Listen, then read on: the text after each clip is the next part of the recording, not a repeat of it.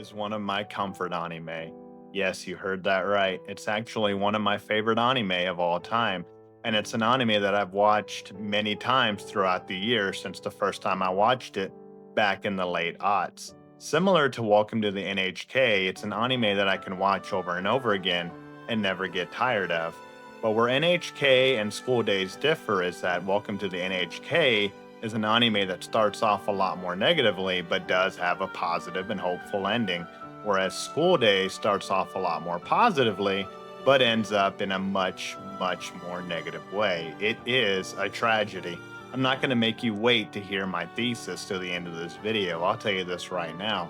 I believe that School Days, the anime, is misunderstood. This anime is based off a visual novel, erotic visual novel at that, by the same name, School Days. I talked about it briefly on my bad endings iceberg. Yes, bad endings.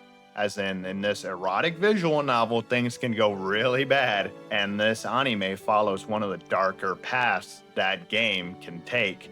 And I believe, and this is just my opinion, that this anime is a subversion of the harem romance anime style, and as such will subvert your expectations. If you're familiar with this anime, it's for one of two reasons. For one, you've probably refreshed your YouTube and you've seen another new video totally hammering this anime saying, I watched this so you don't have to, it's a train wreck. Or for two, you've heard about its absolutely infamous finale.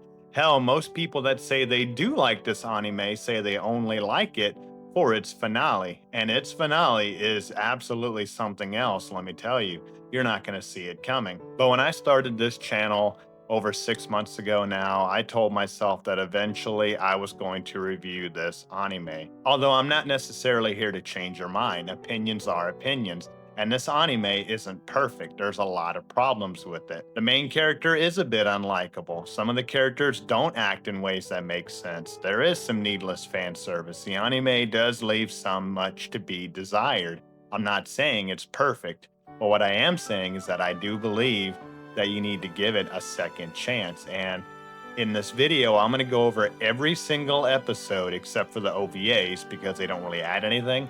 And I want to go over what I like in each episode and make my point. When we get to the grand finale, I hope that you'll at least have a better understanding of this anime if you've never watched it for yourself. And you don't have to take my word for it. If for whatever reason you decide you can't stand to watch me anymore, there are other YouTubers out there that do share this minority opinion, such as Roger Smith 2008 and Lexa, who have both made School Days videos that have been pretty fair and also share this opinion, but I feel like they didn't go far enough. So that's why I'm making this video today. So if you're into that, I'd like you to know thank you so much for being here. You can skip around if you'd like. Remind me to put timestamps in if I forget. But yeah, I'm going to go over each and every last episode and see if copyright doesn't just yeet me off the platform. But let's be honest here, the channel's already dead anyway, right? You can't kill what's already dead. But anyway, I certainly love this anime, and I certainly hope that you, at the end of this video, will at least give it a second chance. So without further ado, let's begin.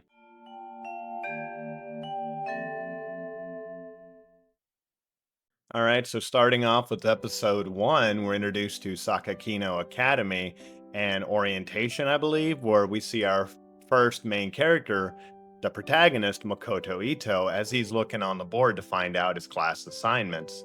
As you look around in this scene, what I think is very important is that all the other characters are grayed out. They're just like silhouettes, like mannequins. Now, this could just be the animators not wanting to waste time animating characters that just don't matter. But to me, I think it does have some importance, although I might be stretching it, as in every other character in Makoto's life kind of doesn't matter if we're watching the anime through Makoto's eyes. But we do see that he looks over and sees the second main character of our show, Kodonoha Katsura, as she's also standing there looking at her class schedule. Our next scene, we have Makoto on the train and we see him wearing headphones. Now, this might be something minor, but it's something I've always picked up on as a trait for anime characters.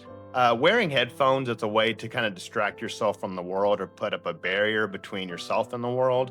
And so I think when a character has on headphones all the time, or at least in the beginning of the show, it symbolizes their distance from the world. Nothing else really matters. And again, see what I just talked about, other characters not mattering in the world. Another character like this is Makoto Yuki from Persona 3, but again, this might be a stretch. We're then given our introduction to Kotonoha Katsura, and the first thing we see is her jiggling breasts as she's running to the train. Now, at first, I thought, well, I can excuse this fan service because we're looking through Makoto's eyes, and that's the first thing he naturally focuses on. But then we immediately get an upskirt shot, and I'm just like, oh yeah, no, it's just fan service. It's pointless. It really is. Now, nice, but it's also going to be a good normie filter because a lot of people are probably not going to keep watching after this. But it's also going to give some people a bad taste in their mouth, especially those that don't like this sort of thing. We see Makoto on the train just sort of looking over at Kotonoha occasionally, and then we get some of the most important dialogue from Makoto in the entire anime. He says to himself that he's comfortable just looking at her from afar. He doesn't have to know who she is. He doesn't have to go talk to her. They don't have to date. He's just happy to have something pretty to look at in his world. Nothing else in his world matters.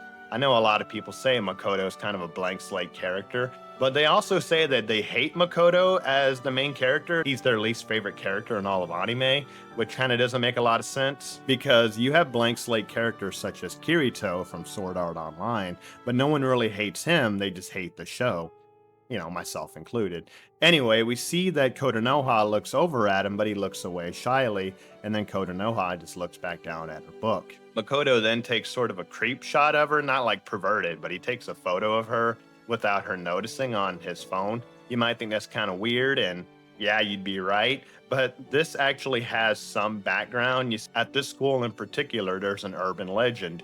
If you take a picture of somebody with your phone and they don't find out about it for 3 weeks, then supposedly you're supposed to end up together. It's a charm, kind of like Sachiko Ever After, you know what I mean? But please don't do that. Anyway, we're then given the title card, and something that absolutely floored me, and I could not believe I had missed this every time I'd watched the show so far in the past. We're given the title card, and the title card literally explodes. Yes, the glass breaks and shatters, and we're given a really loud shattering sound. I mean, that's glass shattering. That's kind of violent, right? For what's supposed to be a romance anime. I just think, I mean, yeah, foreshadowing much. I've never noticed this before, so to me, that just really blew me away, and I was so happy to get to experience that. Anyway, we see our main character Makoto going into his class where he's looking at this picture of Kotonoha and wondering whether or not he should just delete it. And now he's trying to figure it out, and as he's about to delete it, we see our third member of this love triangle, Saionji Sekai. Sekai, we're introduced to kind of negatively because she immediately gets in Makoto's personal space. She has almost no sense of boundaries with this guy. But according to Makoto, he has no idea who this woman is, right? But she's all up in a space and then says, well, we're going to be sitting next to each other in class. During class, they pass notes to each other, which I think is just kind of adorable. Now, I want to go on a little side tangent here and say that, like, when it comes to anime, a lot of anime takes place in high school because for a lot of people watching anime, the best times of their lives was in high school. Now, you may not feel that way, and I don't blame you, but looking at it objectively, at least for me, I mean, I would rather be in high school right now than, paying bills and trying to figure out how I'm going to feed myself and go to work and all that stuff. But anyway, that's just a side tangent. We're then introduced to our next character, a side character, Taisuke Sawanaga. Now, Taisuke is an absolute, well, I don't want to spoil it too soon, but for those of you that have seen the show, yeah, this guy does a lot of bad things. I'll just put it that way. Now, Taisuke, we don't get a lot of development on in the show at all. The only thing we really know is that he's obsessed with women, obsessed with sex, foreshadowing, and he's kind of the dark take on the best friend trope in these romance harem anime visual novel sort of deals, right? So anyway, Sekai actually drags Makoto up to the roof. Now, first of all, why are so many animes taking place on the roof, for one thing? I would figure that there'd be like dozens of people on the roof now. But anyway, they get to the roof, and it's explained that Sekai is part of the astrology club, so she has a key to the roof for some reason, which I think, that's still irresponsible. But Sekai's name in Japanese means world, so I don't think this is related. I'm not sure, but the astrology club world, that's kind of neat, right? It's never brought up again, so it probably doesn't matter. But anyway, Sekai tells Makoto, "Ta-da! I just became friends with your crush." And he's just kind of like, "What the fuck?" And she's like, "Yeah, I'm gonna be friends with her and I'm gonna get to know her and then I'm gonna tell you all about it so you two can smash, yo. We're homies, dude, lock it up." Now, if you're taking notes at home, try to remember this. Sekai tells Makoto that Kotonoha is actually isolated. She doesn't have a lot of friends. The boys are too scared to talk to her and the girls are jealous of her because, well, of her rack, basically. That's gonna be important for later, so just take notes on that.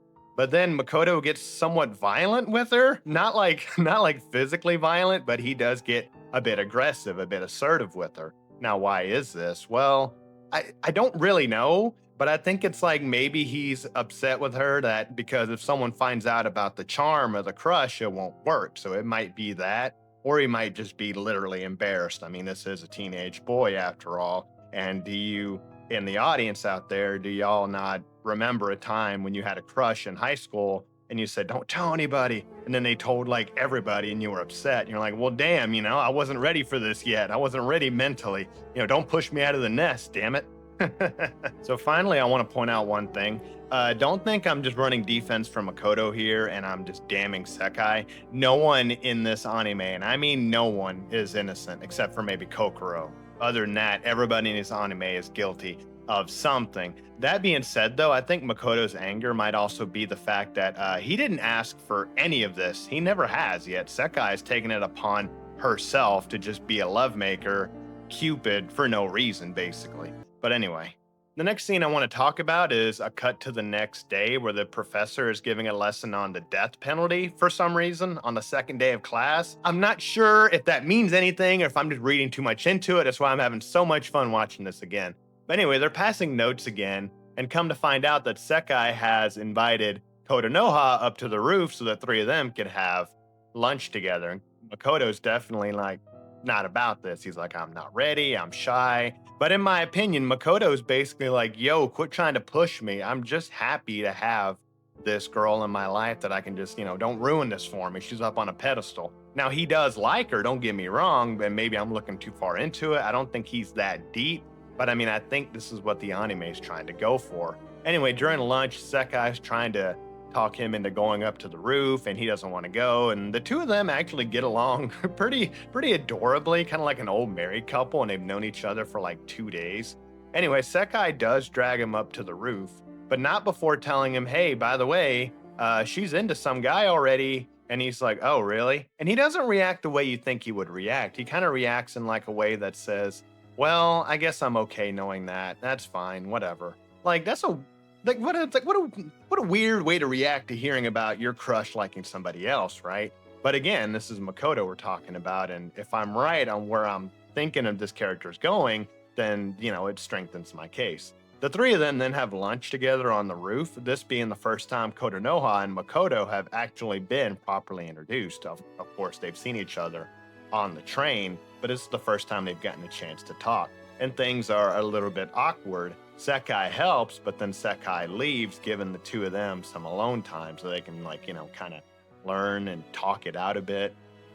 That night, Makoto calls Sekai to basically consult with her about wanting to ask out Kotonoha. Now, Sekai sounds a bit disappointed at this, but she doesn't say that's too soon or don't do that. She's just like, "Oh, really? Oh, okay, then I guess." Makoto, again, it's important that he's consulting with Sekai, a girl that he just met, right? And plus, it's been 2 days, so he doesn't have his crush's number, but he has this girl's number that he barely knows. That's something important to keep your eye on. But anyway, later on the next day, Makoto actually asks out Kotonoha, and we don't see her answer. But we do find out later on in the episode that Kotonoha actually says yes, and they'll go out, that she'd like to go out with him, right? And while Sekai's like, "Well, that was kind of fast, right? Don't you think?" But Kotonoha's like, "Well, actually, remember that guy I said I had a crush on? Yeah, that's him. That's the same guy that you tried to set me up with, is the guy I already had a crush on. In some just hilariously cosmic, amount of fate, that's just the way it works out. Like these two are being pulled together slowly, and Sekai just kind of hurried the process along. So later on in the episode, Makoto is going home. He's getting on the train. There's no one else around, which is kind of weird. But I guess again, no other characters really matter for the context of the show. But Sekai shows up, and Makoto's like, "Oh, I didn't know. Like, what the hell are you following me for?" And then Sekai's like, "Well, just so you know, I'm on this train too, or at least at this train station."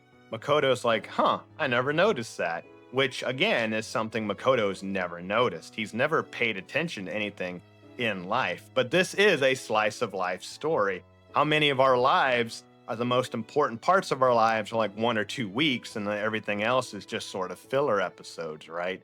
Anyway, so Makoto and Sekai are there. Makoto's excited for his next date. Sekai's like, "Oh, well, good luck, bro. We're homies, lock it up." And then Makoto's like, "How can I ever repay you for this?" She's like, "Well, nothing."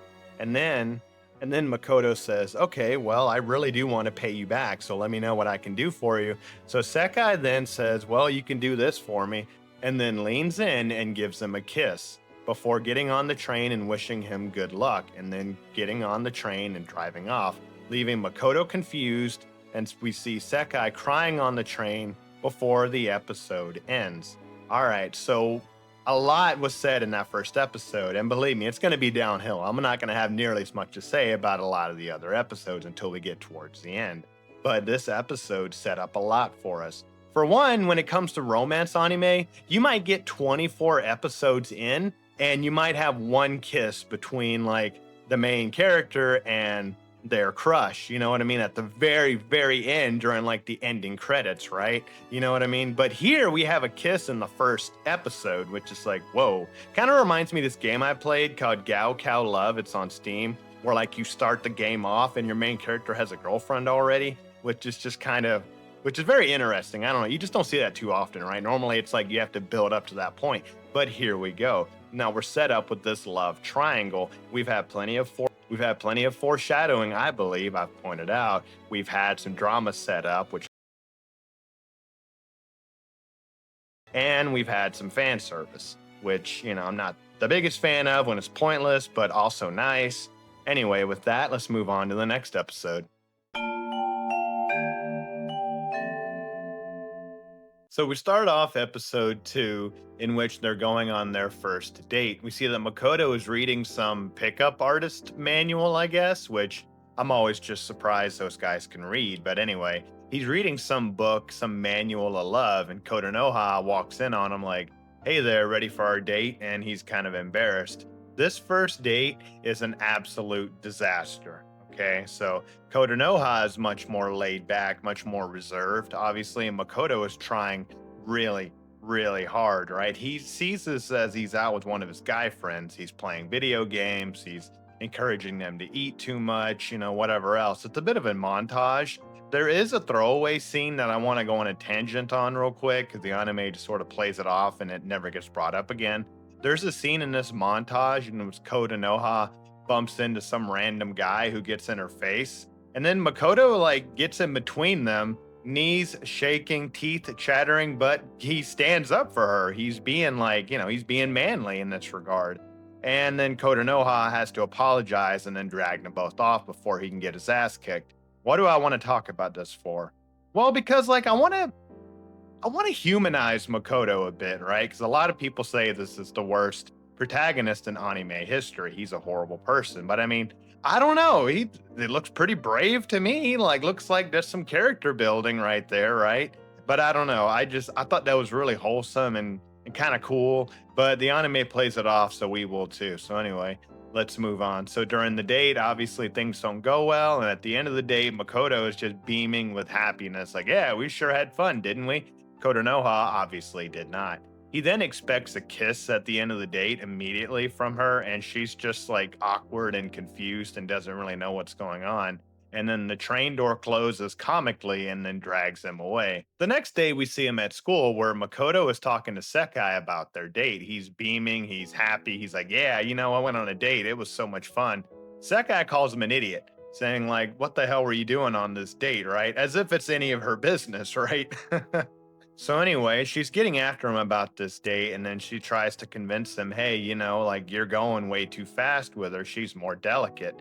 And Makoto's basically like, well, hey, you kissed me, and I basically didn't have to do anything for it. And Sekai's like, well, hey, don't bring that up ever again. Whatever, forget about that. So anyway, Sekai hands him 2 movie tickets to take out Kotonoha, and he's just, he's really happy about it. We then see Sekai walk away and be confronted by Setsuna, which is probably the third main girl of this anime and actually the star of the follow up visual novel Shiny Days. But Setsuna, you're going to learn, she's very controlling insofar as her friend Sekai. So Sekai greets her, and Setsuna's like, weren't you going to use those tickets to take out Makoto yourself? So, So anyway, Makoto invites Kotonoha out to the movies the next day, and they go out to the movies. Now, this goes a little bit better, but Makoto still only has one thing on the mind. Remember, he is a teenage young man, remember?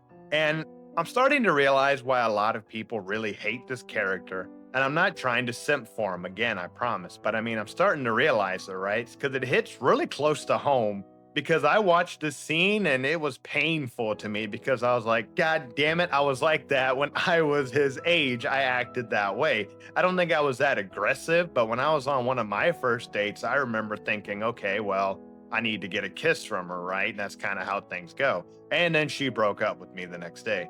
Now, I didn't know any better and I wasn't like overly aggressive. Anyway, this was quite a long time ago. Don't judge me, but I mean, yeah, I was cringe. I didn't know any better. I was just sort of playing at love, I didn't know what to do. And just like Makoto, I didn't have the date in mind. I had the end of the date in mind, which is what a lot of teenagers and a lot of young adult men and a lot of older adult men do. It's not about the dinner and the movie, it's about what happens after the dinner and the movie, right? That's what's most important.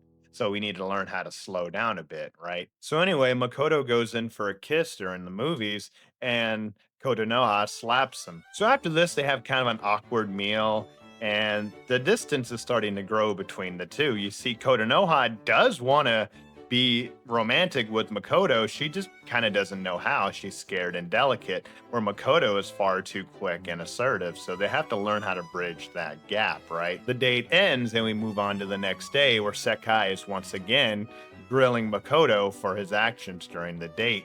She flat out calls him an idiot for it. They pass some more notes, and once again, you just see their chemistry, how well they're getting along, how close they are already. And she's basically going over the date with him on what the hell he did wrong and says, you need to apologize. And Makoto does. He realizes, yes, I've made a mistake and I need to apologize. But at this point, Kotonoha is like keeping her distance. She's not necessarily scared of him. She's scared of the intimacy and she's nervous and awkward about wanting to talk to him about it. So she avoids him. But Makoto tries to pursue her. So Makoto goes to her classroom and is about to talk to her when he's stopped by one of his old friends, Otome Kato. Now, this is our introduction to Kato. She's probably, if Taisuke is the number one villain of this anime, and yeah, we'll get into him later, then she's probably the number 2 villain of this anime. But I want to be fair, we haven't gotten there yet. Anyway, we see that he's close with her as well. He's not awkward with her at all because her and him went to the same middle school, so they have some history. I guess they were friends at some point, although it's not elaborated on. Anyway, he misses his chance to talk to Kotonoha, but once again tries again later on that day, where Kotonoha makes up almost every excuse imaginable to avoid him. But he says, I'll be waiting for you at the train station and we can at least have a talk, and that's all he wants to do is talk about things. But Kotonoha at this point is too scared. Anyway, after school lets out, Makoto waits at the train station for quite a while, and Kotonoha actually goes to avoid the train station by taking the bus instead, where she's stopped by Sekai. Sekai sits her down and says, look, why don't you talk it out with Makoto? As if you got nothing better to do, Sekai? Damn. But they sit down to talk about it, and she bridges the gap. I mean, she's playing really hard to make her Cupid act work. Anyway, she does succeed in Oha to go after Makoto, Even though it's late at night, Makoto is still waiting at the train station. He wants to apologize. He wants to make it right. Kotonoha comes up to him and basically says, if you're willing to try, I'm willing to try too. And she makes a move and plants a kiss on him. The anime ends and it's just really adorable, but we see a silhouette version of what is, yeah, undoubtedly Sekai looking off in the distance. Again, it's late at night. Don't you have anything better to do? But yeah, she runs off kind of, we don't know her emotions, but she runs away as this is happening. And that's the end of the second episode. So this second episode is definitely about the distance between the two and how they're going to try to bridge the gap. Again, just like how I was when I was a teenager, I see a lot of myself in Makoto, thinking more about the end result of the date versus the date themselves. And don't forget, early on when Sekai was getting after Makoto in this episode, Makoto brings up basically, hey, you kissed me, so I kind of figured that's just what I do on dates now, right? Just keep that in mind. But anyway, I thought that was a great episode, and let's move on to the next one.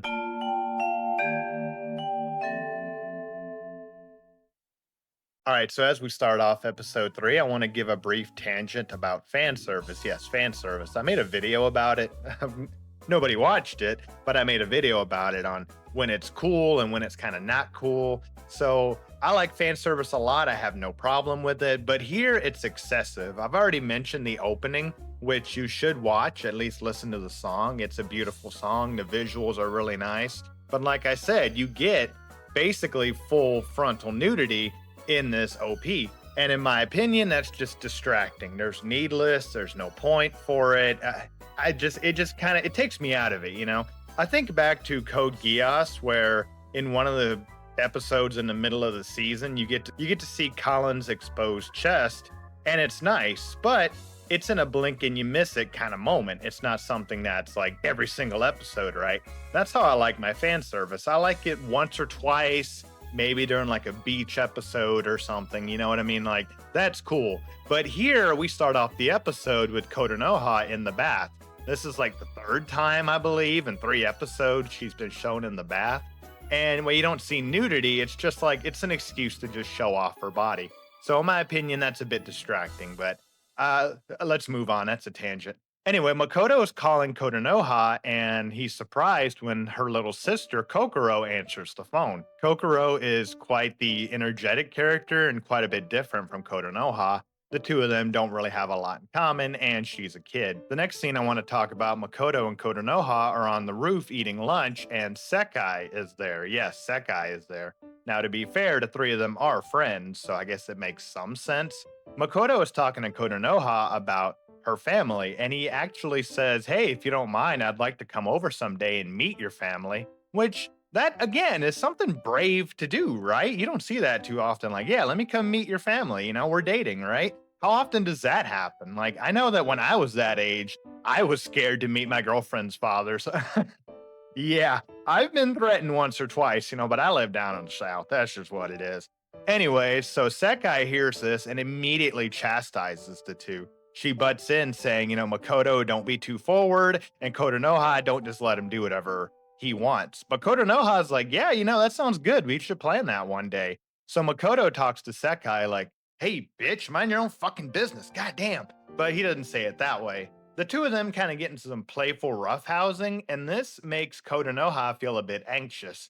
Not insofar, I believe, in like, oh, she's stealing him from me, but more insofar that she's afraid of physical intimacy and hears her boyfriend with another woman and they're able to just wrestle. And wrestling is kind of an intimate, contact event. Of course they're just playing, but you see what I mean. It's a bit intimate for a boy and a girl to do, right? Anyway, the next scene I want to talk about, we see Kotonoha in the classroom and she's starting to be bullied. The bullies are led by none other than Otome Kato, which I mentioned in the last episode. And these 3 girls, I don't even know if they get individual names. They're always together, and they're just kind of like the catty group, but the 4 of them bully Kotonoha throughout the series, and this is kind of the beginning of it. I bring this up to let y'all know that, yeah, Kotonoha doesn't have any other friends besides Sekai and Makoto. She really is all alone, with the only person she can talk to, I guess, is her little sister, who's a kid. So she has nobody but Makoto.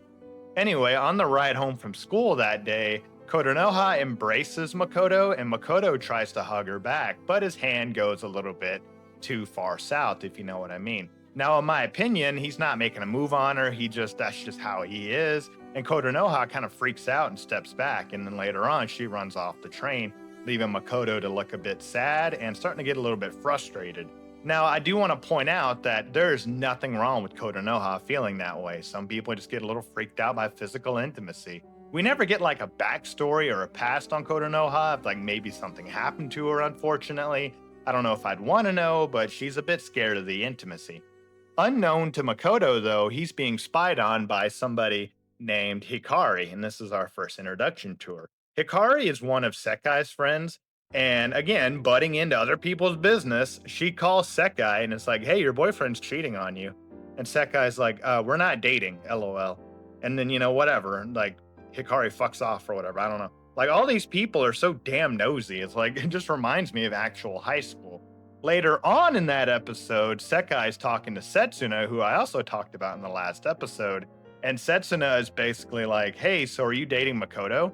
And she's like, no, we're not dating. Like everybody seems to think they're together because of how close they are in the classroom. But nobody seems to realize that Makoto is dating Kotonoha. Later on in the episode, Kotonoha actually avoids Makoto again because she doesn't really know what to do. Makoto goes to the roof alone this time and is sad to not see Kotonoha, but Kotonoha actually resolves herself to make the next move and goes to the roof to see Makoto. She's actually, like I said earlier, she's advancing, she's trying really hard. So she goes up there with Makoto and they actually talk to each other, they talk it out, and then Kotonoha actually invites Makoto over to her house to meet her family. And so their next date, they go to her house, and the three of them, Kotonoha, Makoto, and Kokoro, have a little home date, have some fun. They really just trying to meet the family. You know what I mean? And it's really cute and really wholesome, in my opinion, right? They're progressing. Their relationship is moving, which is why the end of this episode is frustrating, but I'll get into that. So anyway, Kotonoha is walking Makoto home, which is kind of weird. That seems backward. But she's walking him to the train station at least. And on the walk there, she actually stops Makoto and it's like, hey, why don't you call me by my first name? So in Japan, they call each other by their last names and it's more formal. But if you're closer, you call them by the first name. You get it. You've watched anime. You know what I'm talking about. So anyway, they talk about it and then they decide to call each other by their first names. And then they laugh it off. And it's a really cute and wholesome moment. I love this.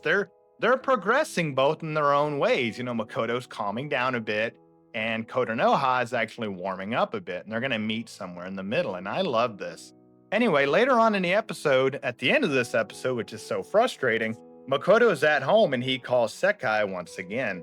The episode ends with Makoto telling Sekai over the phone, I'm starting to not like Kotonoha as much, basically implying that he's getting tired of walking on eggshells. Then the episode ends.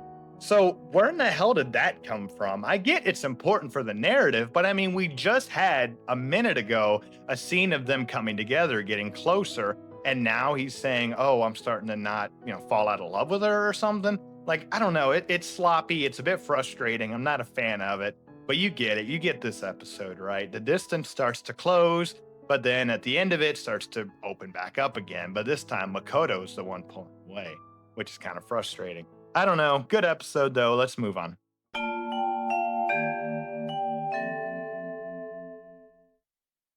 Episode 4 marks a pretty significant turning point for the series so far. And if you thought I was too nice to Makoto in this series, well, my sympathy for him's about to drop off a cliff pretty quick. It's actually kind of jarring just how quick it really is, how much things change. But this is a very important episode, although I'm not really going to go into too much detail. In the beginning of the anime, right from the jump, we see Kotonoha reading romance books in her room. This is important, it'll set something up later. Then we get the intro, and after the intro, we see Makoto and Kotonoha making out on the roof. Makoto then tries to cop a feel on Kotonoha. Yeah, Kotonoha, the one that's been scared to even be hugged, right? He tries to make a move on her, but she breaks away. But to Makoto's credit, he doesn't pursue. He just says, he's sorry. And then Kotonoha runs off. And later on that night, Kotonoha calls Sekai to confide in her. You noticing a pattern here yet? Kotonoha tries to get with Makoto, tries to give him what he wants. Makoto tries to take it too far, and then Makoto apologizes. Kotonoha runs away, and then one of them calls Sekai. So Sekai's been the confidant for both of them at this point, right? It's starting to get a bit annoying, to be fair, but Makoto is getting a bit more aggressive. Remember at the end of last episode, he was complaining, well, like, hey, it's not as much fun anymore. So now he's just pressing for more physical activity pretty quickly, I might add. And this is Kotonoha. Remember, she's squeamish. She's squirrely, I guess. And there's nothing wrong with that. I just want to point that out. Anyway, when Kotonoha and Sekai are talking, Kotonoha tells Sekai, well, I'm not against having sex with Makoto. It's just that I want romance first. I've got some ideas in my head. And she begins to explain how she would like to basically do it with them, right? She has different fantasies in her head about like different events that might happen, right? And they're not based in any reality whatsoever. Sekai even is just like, okay, then sure. So Sekai obviously relates this to Makoto because that's what they've been doing. She's been the go-between for them. Anyway, later on the train, Kotonoha approaches Makoto, but Makoto is like dejected and he apologizes. He's not pressing her. He's not getting after her, but he's also a bit like, I just, like, whatever, I'm done with this. Which, come on, man, dick move. Later on in the episode, Makoto actually gets after Sekai for once. Makoto's saying, hey, just shut up, leave me alone, I don't want to talk about it. But Sekai is sympathetic and tells Makoto, hey, you're pushing too hard. Like, why do you want this so badly?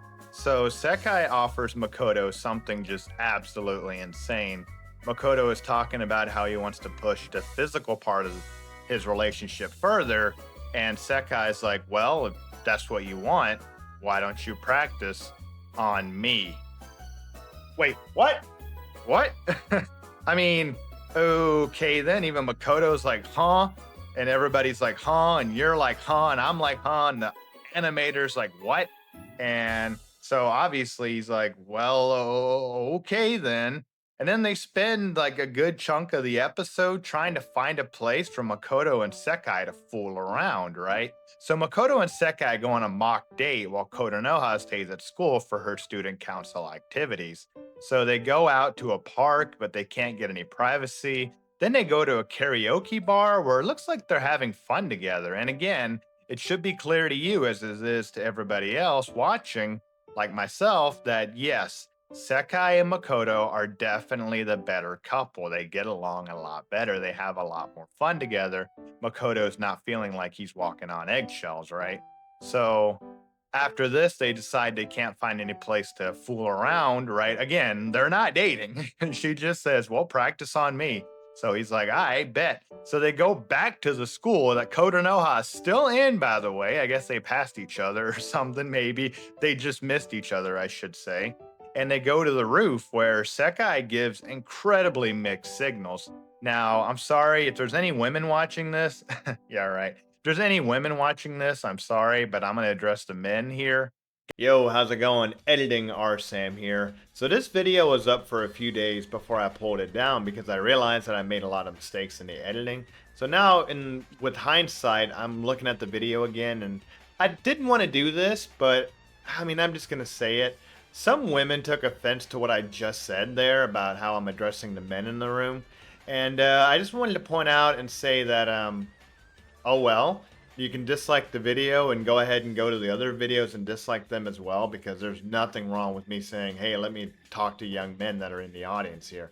There's nothing wrong with that. If you're a woman, I'm so glad you're here. And there was many, many, many more kind female commenters that were very nice to me in the comments, and I'm so glad you're here, and I hope you stick around. But just so you know, I am a degenerate and I am a gooner, and I've never hidden that fact.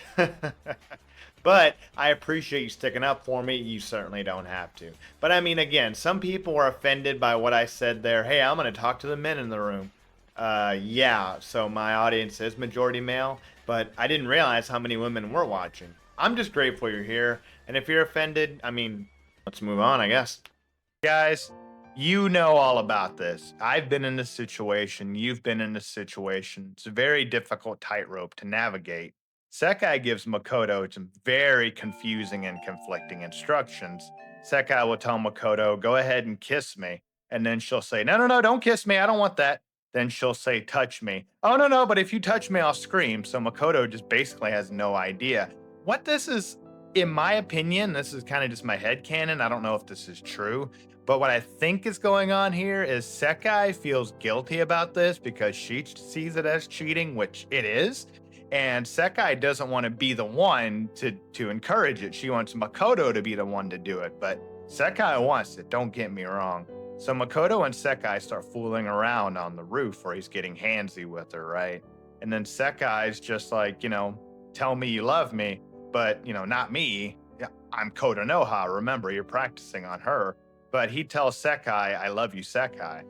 And after that, Makoto undresses Sekai on the roof. And well, they didn't have sex, I believe. That's never implied anywhere. But yeah, they got pretty far, you have to imagine. And that's only feeding Makoto's bad behavior.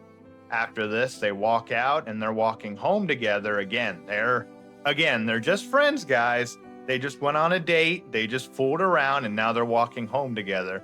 But Sekai conveniently leaves Makoto as she has to walk a separate direction, and Makoto walks into Kotonoha, where Kotonoha apologizes to Makoto and hands him tickets. She's going to take him out this time for the next episode to a water park or a pool, which sets up our obligatory beach, water park, pool episode, and that's how the episode ends. So in this episode, yeah, we got a turning point. Makoto kind of starting to be a bit of an aggressive jerk. And Kotonoha definitely has expectations for romance, which will never be met. And Sekai's just wanting Makoto's love, so she's allowing him to do whatever he wants to do with Kotonoha to Sekai, feeding his bad behaviors.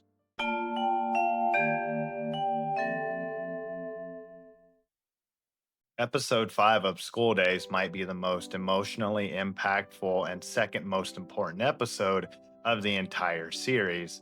It was a mixed bag of emotions for me. I literally got goosebumps at points. But at the same time, it made me feel like a goddamn Twitter feminist because I kept bitching about the excessive fan service. Yes, there's so much of it in this episode that I legitimately think now that it's done on purpose. It's trying to subvert my expectations of what a pool episode should be. Well, consider my expectations fucking subverted, all right? So we're then given a flashback back at school where Makoto has the water park ticket that Kotonoha gave him. But then we see Hikari, yeah, remember her, giving Makoto another ticket to that same pool. Huh? She then says she wants Makoto to invite Taisuke for her to the park along with her. Yeah, remember him? As sort of a weird double date situation going on, which would be wholesome. But then we get to the water park and Sekai and Setsuna are also there. So I really don't know. Makoto tries to ask Kotonoha, hey, how do you feel about our date being interrupted like this? And Kotonoha, she's happy. She's all about it. Remember, Kotonoha has no friends. So to her, this might literally be the happiest day of her school life. And that just makes it all the more tragic about what's going to happen this episode. The now 6 of them are together at the water park, and Taisuke and Makoto are talking, where Taisuke says he is only really here because he wants to see Kotonoha in a swimsuit right in front of Makoto, her boyfriend. At first, that frustrated me, but later on in the episode, it's revealed that Taisuke doesn't even know Makoto and Kotonoha are dating, which I guess just goes to show Makoto's distance with Taisuke, as well as Makoto's distance with Kotonoha, that he's not just shouting from the rooftops that he's dating Kotonoha. Anyway, the 6 of them now together have a day at the water park, and Kotonoha has developed dramatically. As in now, she's not only not fearful of touching Makoto, she's actively touching Makoto herself. She's pressing her body into him whenever she can, and she's not embarrassed to be seen in her swimsuit. Makoto, who's been after Kotonoha's body this entire time, is now getting an eye full and just a body full, I guess, of her.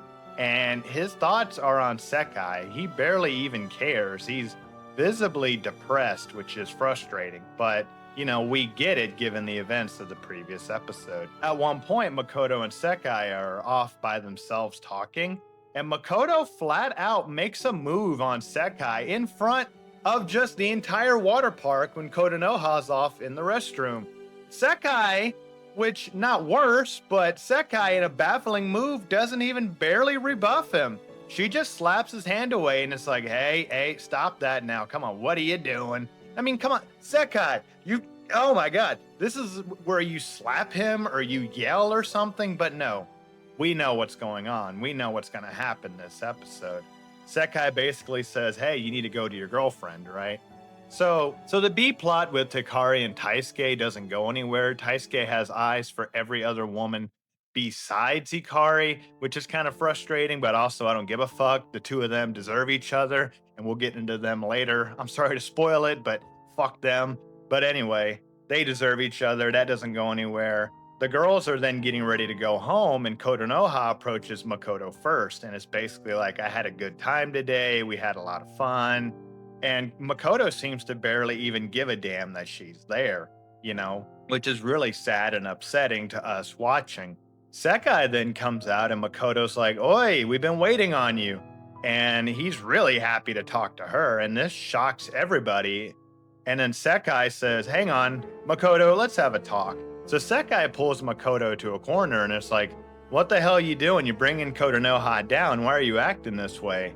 And what might be the most shocking and chilling moment of the anime so far really hits right now with Makoto's next line. He tells Sekai, you know why I'm acting this way. You know what's going on. He doesn't outright say it, but he's like, you already know I'm in love with you, basically, right? And Sekai's just like, well, no, you're in love with Kotonoha. She looks sad, but then says, just forget it. You're dating someone else, in a really sad way. Like she doesn't want to be the homewrecker, basically. The two then rejoin the rest of their friends, which I guess now for Kotonoha, friends, meeting so many people, and they all go home. They all go their separate ways. But on the way home, Makoto can't stop thinking about Sekai. He says bye to Kotonoha, but then tries to call Sekai. And Sekai says, you need to call Kotonoha, not me. You need to call your girlfriend, right? But Makoto doesn't accept this. And in a rare moment for him, once again, of, I guess, manliness, he decides to call Sekai again. And then when she doesn't answer, he runs after her. He gets on the train and heads back towards Sekai, where she lives. I mean, I don't know how he knows that, but he knows the station, right? So he heads off to the station, blowing up her phone, and we don't see Sekai answering it. But Makoto then remakes it to the station where next to Sekai's, I guess, where she lives, and we see him standing in the rain by himself when Sekai appears. Sekai's basically just like, what are you doing here? You should be with Kotonoha. And then Makoto in the rain goes to embrace her. This should be a romantic moment. It should be a dramatic moment. In most anime, in most stories, in most any media, this would be the most dramatic and romantic moment of the show. Anything in the rain really gets women excited, right? But no, we get this dark and chilling music that's basically like, we know what's going on. We see Kotonoha at home, happy and really just excited about her relationship with Makoto. Meanwhile, Makoto and Sekai are embracing in the rain. Sekai then proceeds to say, what the hell's wrong with you? Not in an angry way, like in a sad, crying way. She then begins to blame Makoto for everything that's going on, as if she had nothing to do with any of it. She can't accept any responsibility. But Makoto just says, you're the one that I like. They then have a kiss in the rain before going back to Sekai's place and then going all the way. And that's how the episode ends. So like I said, this might be the most important, or at least second most important episode of the entire anime. It's dramatic. It's subverting, I guess. It's something else. It's both wholesome and chilling and a bit scary. And you feel all kinds of emotions, which is why I love this show. And it just sucks that there was so much fan service going on in it. But hey, you know what? Me, of all people, complaining about fan service, but I'm really thinking maybe that was the show's way of subverting my expectations. Well, expectations fucking subverted, I guess. My mind is blown. There's been some drama, and now we're not even halfway through the anime.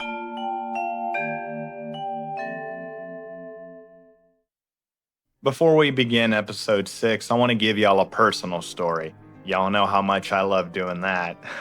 Now, many of y'all know I'm an alcoholic. I've been sober almost 6 years now, praise God. But back in my drinking days, I actually went to jail quite a few times. I've spent some time behind bars, and I'm not proud of it, but each time it was for a drinking related offense, right? Again, I'm not proud of it, and I'm sorry if you've been affected or your family's been affected by a drunk driver. I want you to know that when I get offline, I do what I can to help other alcoholics and to prevent that from happening again. Well, why am I telling you this? Well, because I've been to jail multiple times. The first time I went to jail, obviously, I told the judge and everybody else, I'm sorry, it was my first time. I don't do things like this. I have a clean record. Forgive me. It was my first offense, right? But as any alcoholic will tell you now, that's bullshit, right? It's not the first time you did it. It's the first time you got caught. It's the first time you got punished, right? You actually had to face a consequence. For many drunk drivers like myself, I did it so often that I forgot it was even bad, right? What am I saying with all this? What I'm saying is, for Makoto, up to this point in the story and going forward, Makoto has yet to face a single consequence for his actions. No matter what he does, no matter how bad of a person he may be, he always gets rewarded in the end. At the very least, he does not get punished. He may not get rewarded right away, but all of his actions are being rewarded in some way by somebody. So I ask you, if something is a crime but nobody punishes you, is it still a crime? I mean, yeah, well, the answer is obviously yes, but what I'm saying is from Makoto, why should he stop doing what he's doing? But let's get into the episode because this episode is painful.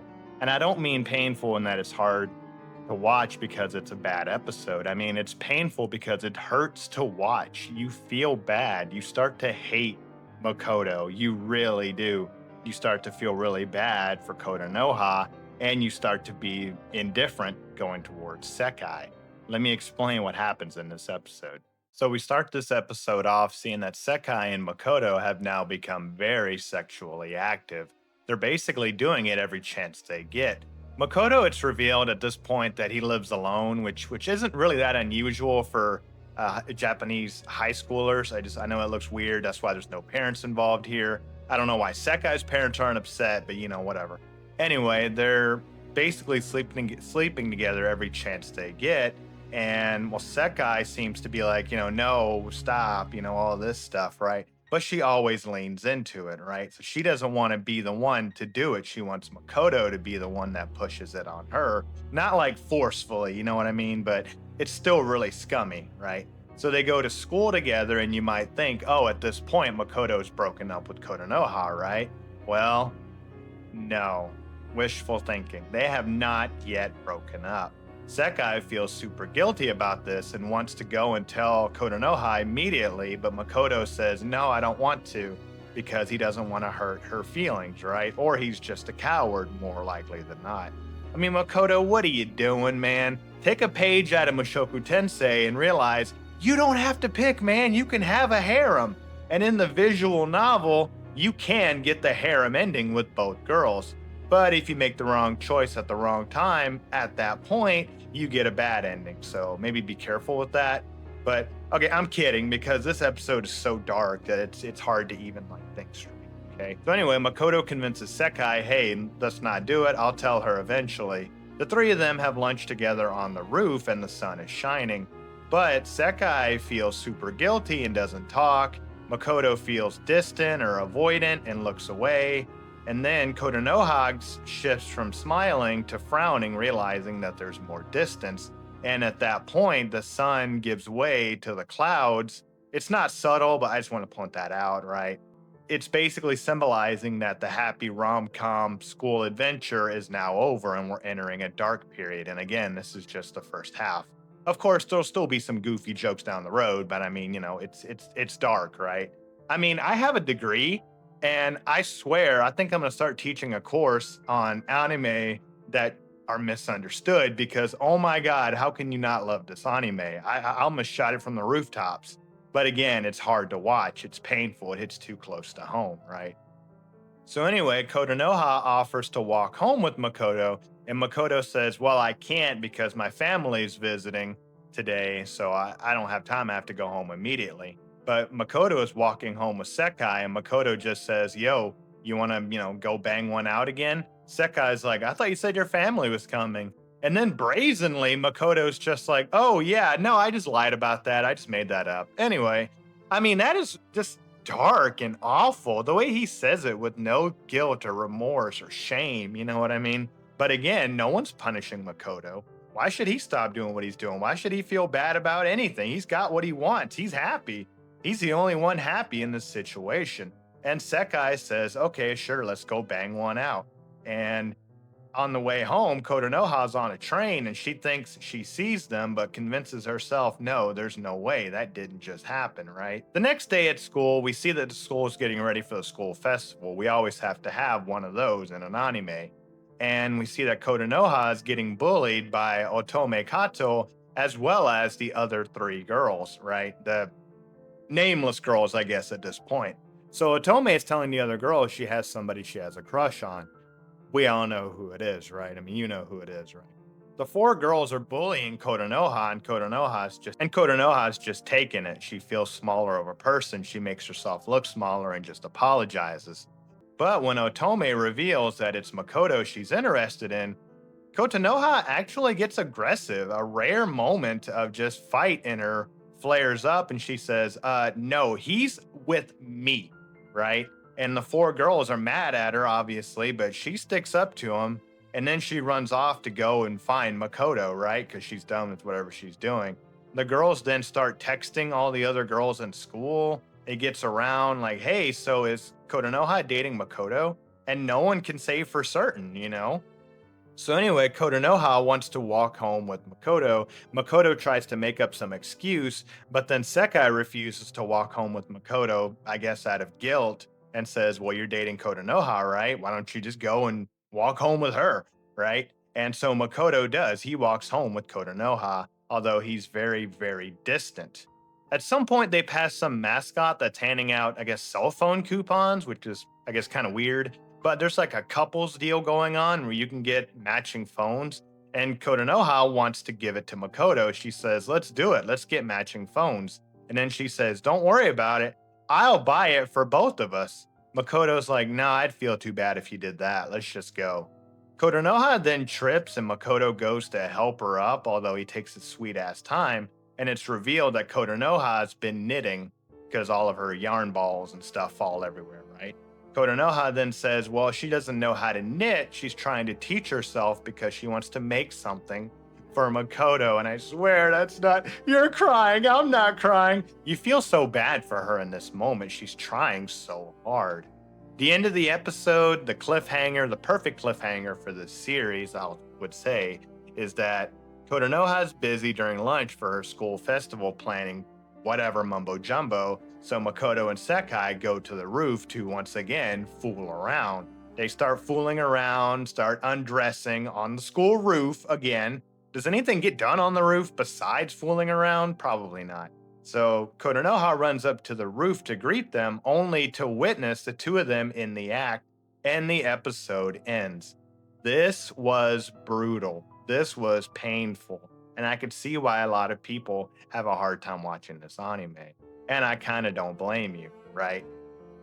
I really don't. You know, it's tough and you have to be in a good headspace to even watch it. And it hits too close to home. I've already said like 37 personal stories because it reminds me too much. It's not the blissful high school days you come to know from anime. This is dark, gritty, realistic, right? Makoto's basically the Chad, top 10% of guys banging all the chicks, right? Or at least has all the chicks all over him. Kotonoha has no idea what's going on and just really wants to be with Makoto because she has nobody else. And Sekai is just along for the ride because she loves Makoto for, I guess, for whatever reason. And she's willing to let Makoto do whatever he wants to her so long as she gets him in the end. And it's painful and it's brutal. And like I said, everybody hates this anime, but if you watched it up to this point, thank you so much. I'm going to work on the next half of this, but I wanted to get this out to give you something to watch and kind of, you know. Episode 7 is very frustrating to watch. I'm going to try to be quick because I spent about 15 minutes talking about this episode. We start off the cliffhanger we just talked about, where Kotonoha is watching Sekai and Makoto on the roof, but rather than running in with a baseball bat or something, she just blames herself. Now, I can think of 3 reasons why this might be. Number 1, Kotonoha is just naturally meek. Number 2, Sekai and Makoto are all Kotonoha has at this point. Once again, she's all alone and still being bullied, by the way. And for number 3, and I hate to admit it, the reality is for the right man, women would rather blame each other versus blaming the man that's actually the cheater, right? You see what I mean? So Kotonoha at this point still has no idea that Makoto sees them as broken up because he hasn't officially broken up with them yet. The rest of their classmates at this point know that Makoto and Sekai are going out, and they assume that Makoto's broken up with Kotonoha, and Sekai and Makoto, neither one of them will correct them on this, which is absolutely frustrating. Yeah, this anime episode suffers from the whole just tell each other, just talk to each other. I mean, what the hell are you doing? But Makoto just can't do that, and neither can Sekai. Sekai out of guilt, Makoto out of just being, I don't want to say lazy, but just being an asshole, right? And I don't think he's an evil person. I think he's just, a coward about it.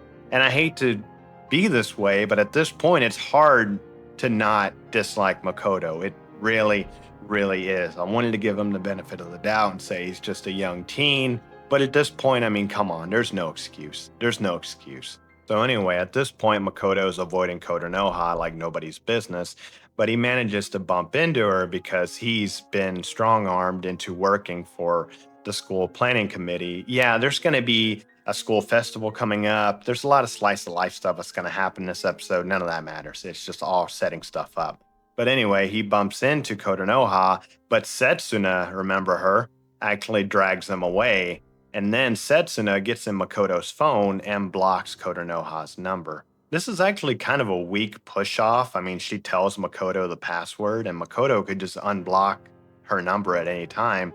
But he chooses not to, I guess out of Sekai or out of just being easier than having to deal with her texts and calls all the time. He just leaves it blocked, although he does feel somewhat bad about it. So later on in the episode, we see that Kotonoha is waiting for Makoto on the roof, even though she hasn't been able to get a hold of him, and it starts to rain, and this gets her shirt wet. Now, you might say this is a fan service moment, but this is done for a reason. Makoto bumps into Kotonoha again, only this time Kotonoha's shirt is now wet and see-through, and this actually gets Makoto's attention, and he starts trying to be nice and talk to her again. Not flirty, but he's actually trying to be nice to her. He feels bad about it. At first, I wanted to believe that, okay, Makoto, this is your good side shining through. But no, I think literally seeing her breasts got his attention, and he's like, well, no, I gotta help her. So anyway, Kotonoha runs off when Setsuna is being just a bitch to her again. But Makoto chases after her and sees that Taisuke is actually flirting with Kotonoha. Yeah, remember him? Now, he's flirting with her. He's trying to help her out. He actually asks her out to the school festival dance. And Makoto and 2 other girls, Hikari, yeah, remember her, the one that likes Taisuke, and another character who I refuse to look up her name, even though she's in a lot of the episode, she's just a bitch and not important. And they're spying on the 2. Taisuke asks out Kotonoha, which upsets Hikari, and the other girl that's just there for no reason just gets mad at Kotonoha for no reason. Anyway, That's it! What's up, Iggy? I've come up with a new recipe. Can't wait to try it. Kotonoha bumps into Makoto, and before Makoto can say anything to her, this other girl just calls her a bitch, and then Kotonoha runs away. And then Makoto, rather than chasing after her, just sort of gives the other girl an angry look, and then that's it. It's like, come on, Makoto, what are you doing? So later on, Kotonoha's had enough, so she goes to Makoto's house directly to try to confront Makoto. But little does she know at the time, Sekai's actually there, and Sekai's listening in on their whole conversation. She tries to talk to Makoto, like, what's going on? I can't get a hold of you on your phone. And Makoto's like, oh, yeah, my phone was busted. Don't worry, though, I fixed it. And he actually unblocks her number, which makes Kotonoha happy. And Makoto's trying to be nice about it. But then he's like, oh, I can't talk right now. You got to go. Because, obviously he has Sekai in his apartment with him. So Kotonoha leaves, and then Sekai gets mad and it's like, I'm leaving too.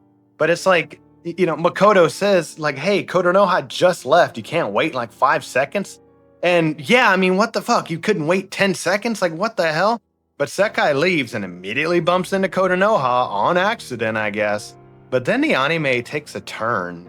It's pretty interesting. You get no music, you get the horror movie camera angles, and you just hear footsteps as Kotonoha silently walks up to Sekai, and then we hear her slap her, and that's the end of the episode.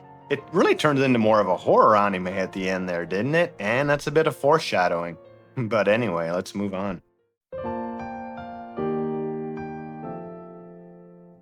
All right, so episode 8 is an important episode, but there's also like 80% filler, and that gets kind of annoying. So I want to take this time to kind of go on a bit of a tangent and talk about a comment I got on my School Days Iceberg.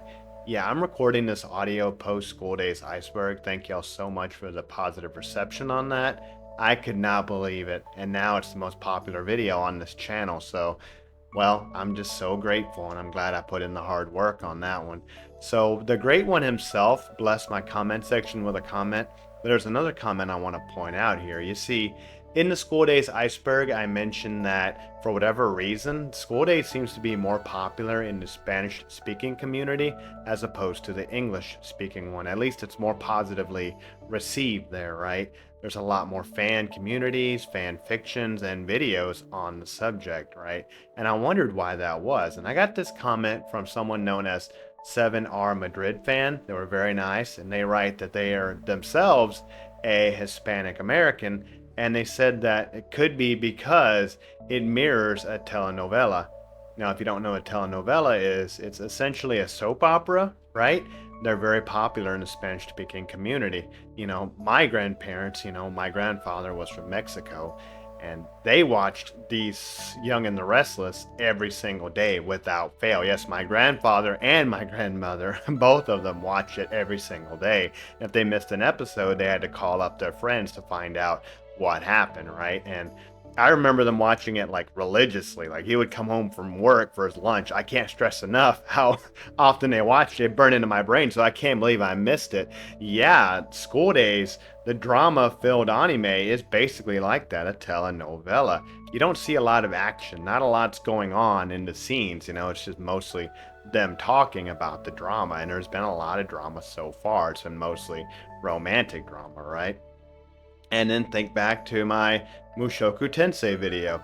I'm not going to spoil it here, but suffice it to say, in Mushoku Tensei, in the last like 4 episodes, you get everything from a pregnancy to danger to a major character being killed off to a character cheating on a pregnant wife, and then drama, and there's a lot going on, you know what I mean? And so a lot of people hate School Days. A lot of people hate Mushoku Tensei too, but that's a whole nother subject. A lot of people hate School Days, right? And so where I think it might come from, this is just my theory, is that a lot of people are used to watching like normie anime, right? That's I'm gonna get into the whole gatekeeping discussion, I'll get in trouble. But a lot of people, they watch Dragon Ball Z, Bleach, Naruto, Demon Slayer, and that's pretty much as far as they go, right? They watch a lot of action scenes, not a lot of like romance or drama or things such as. I mean, they're still good, don't get me wrong. Then you watch that, and you come and watch School Days, and you're like, oh my god, this is gooner, this is trash, it has to be banned. How dare they? This is offensive, I'm offended. you should be offended that I'm offended and blah blah blah blah blah. You know how it goes, right? So that could be a reason why it's so disliked because I mean, yeah, I've watched 8 episodes with y'all now, and I'm telling you, I don't know how you could, I don't know how you couldn't like this anime. It can be slow and frustrating, but it's a bigger piece to a bigger whole, right? It's a bigger narrative going on here. And we're just talking about the anime. I'm not going to get into the visual novel lore. Oh my god, it is so horrible. You can watch the iceberg if you. It's horrible. But I'm not going to get into that right now. We're just talking about the anime, right? Not even the manga, which is also really good. But the anime, there's a lot of drama. It's slow, but you have to stick with it till the end, and you have to kind of make sense of what's going on. I'm sorry, no one's going Super Saiyan here, okay? I mean, I mean, can you imagine? But anyway, with that out of the way, let's actually review the episode. Thank y'all for sticking with me so far. So, if you remember how episode 7 ended off, before my whole rant that I just went on there, Kotonoha just confronted Sekai as they were both leaving Makoto's apartment, and Kotonoha took some violent action against Sekai. We see Sekai being consoled by Setsuna at the park. I guess she called her up, say, "Yo, I just got slapped, and come talk me down or whatever," right? Setsuna is a big part of this episode. She's probably the main focus of the episode, if I'm being totally honest, if not for the drama itself. Setsuna, again, is being pretty controlling, but she's also Sekai's best friend, and who Sekai turns to immediately. Yes, Sekai's friends with Hikari and Nanami, the tall purple-haired chick I talked about earlier, but Setsuna's her best friend. And if you watch the School Days Iceberg, well, I'm not gonna get into that. You know what I mean? But anyway, go check that out. Oh God, it's a mess. It's a mess. But anyway, so she's being consoled by Setsuna, and she's basically upset by the whole situation. We then do see a flashback later on of what happened. Konoha slapped Sekai, saying, "Hey, stay away from Makoto. You set me up, Sekai. What the hell are you doing?" And, things such as, right? And it's actually pretty shocking, right? After this, Sekai feels so guilty that she doesn't want to go back to school. And Makoto goes to school without her, of course. And everybody's worried about Sekai, not really knowing what's really going on, right? Now, Makoto, after school, is just going home when he's confronted by Kotonoha, who runs to join him on the train. Kotonoha then pushes up right against him, and Makoto can't really turn her down. He has no reason to, and obviously he still won't tell her that, hey, I'm dating Sekai. He's still too afraid to, right? And Kotonoha basically tells Makoto, hey, if you want, next time we both have a day off and my little sister's not home, you can come over. And basically, she's implying that we'll go all the way. And Makoto's like, oh, well, oh, really now? Okay. Well, then, goodness.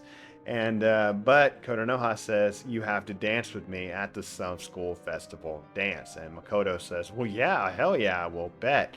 Obviously Makoto's a young man here, right? He's not gonna turn that down, right? So, at the end of this, however, when Kotonoha leaves, Makoto does say aloud, I suck. So he's saying that to himself, basically saying, look, I'm a bad person. No, he gets it. And also here in editing, I forgot to say that he just called Sekai basically to set up boning. That's why he's saying, God, I suck. He's probably not going to tell Sekai what just happened with Kotonoha.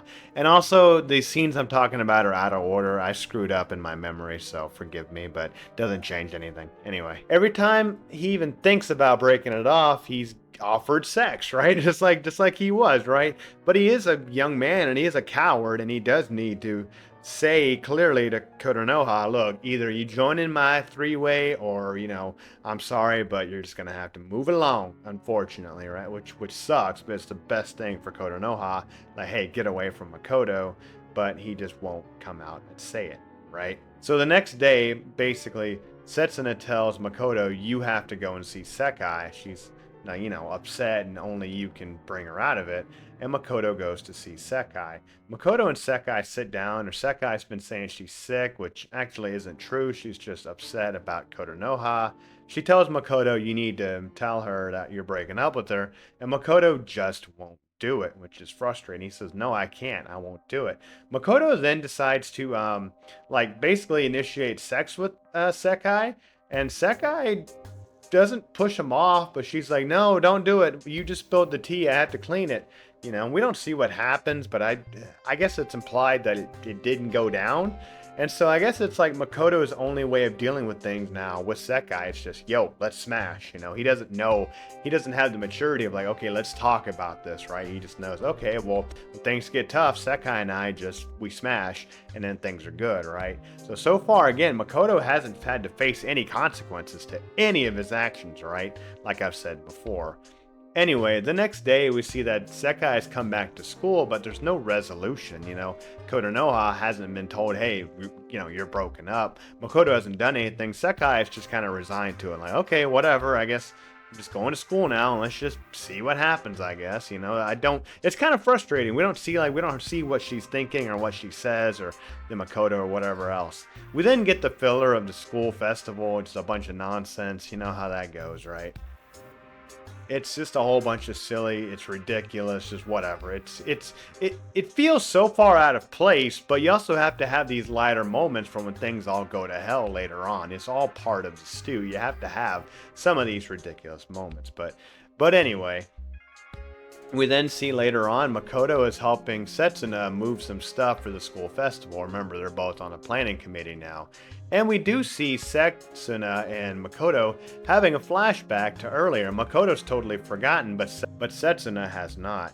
You see, in a previous school year, Setsuna was actually not nearly as aggressive and assertive as she is now, and she was being bullied for her size and was upset about it. And we find out that Makoto actually stood up for her and actually tried to console her and cheered her up and actually encouraged her to run for student council, right?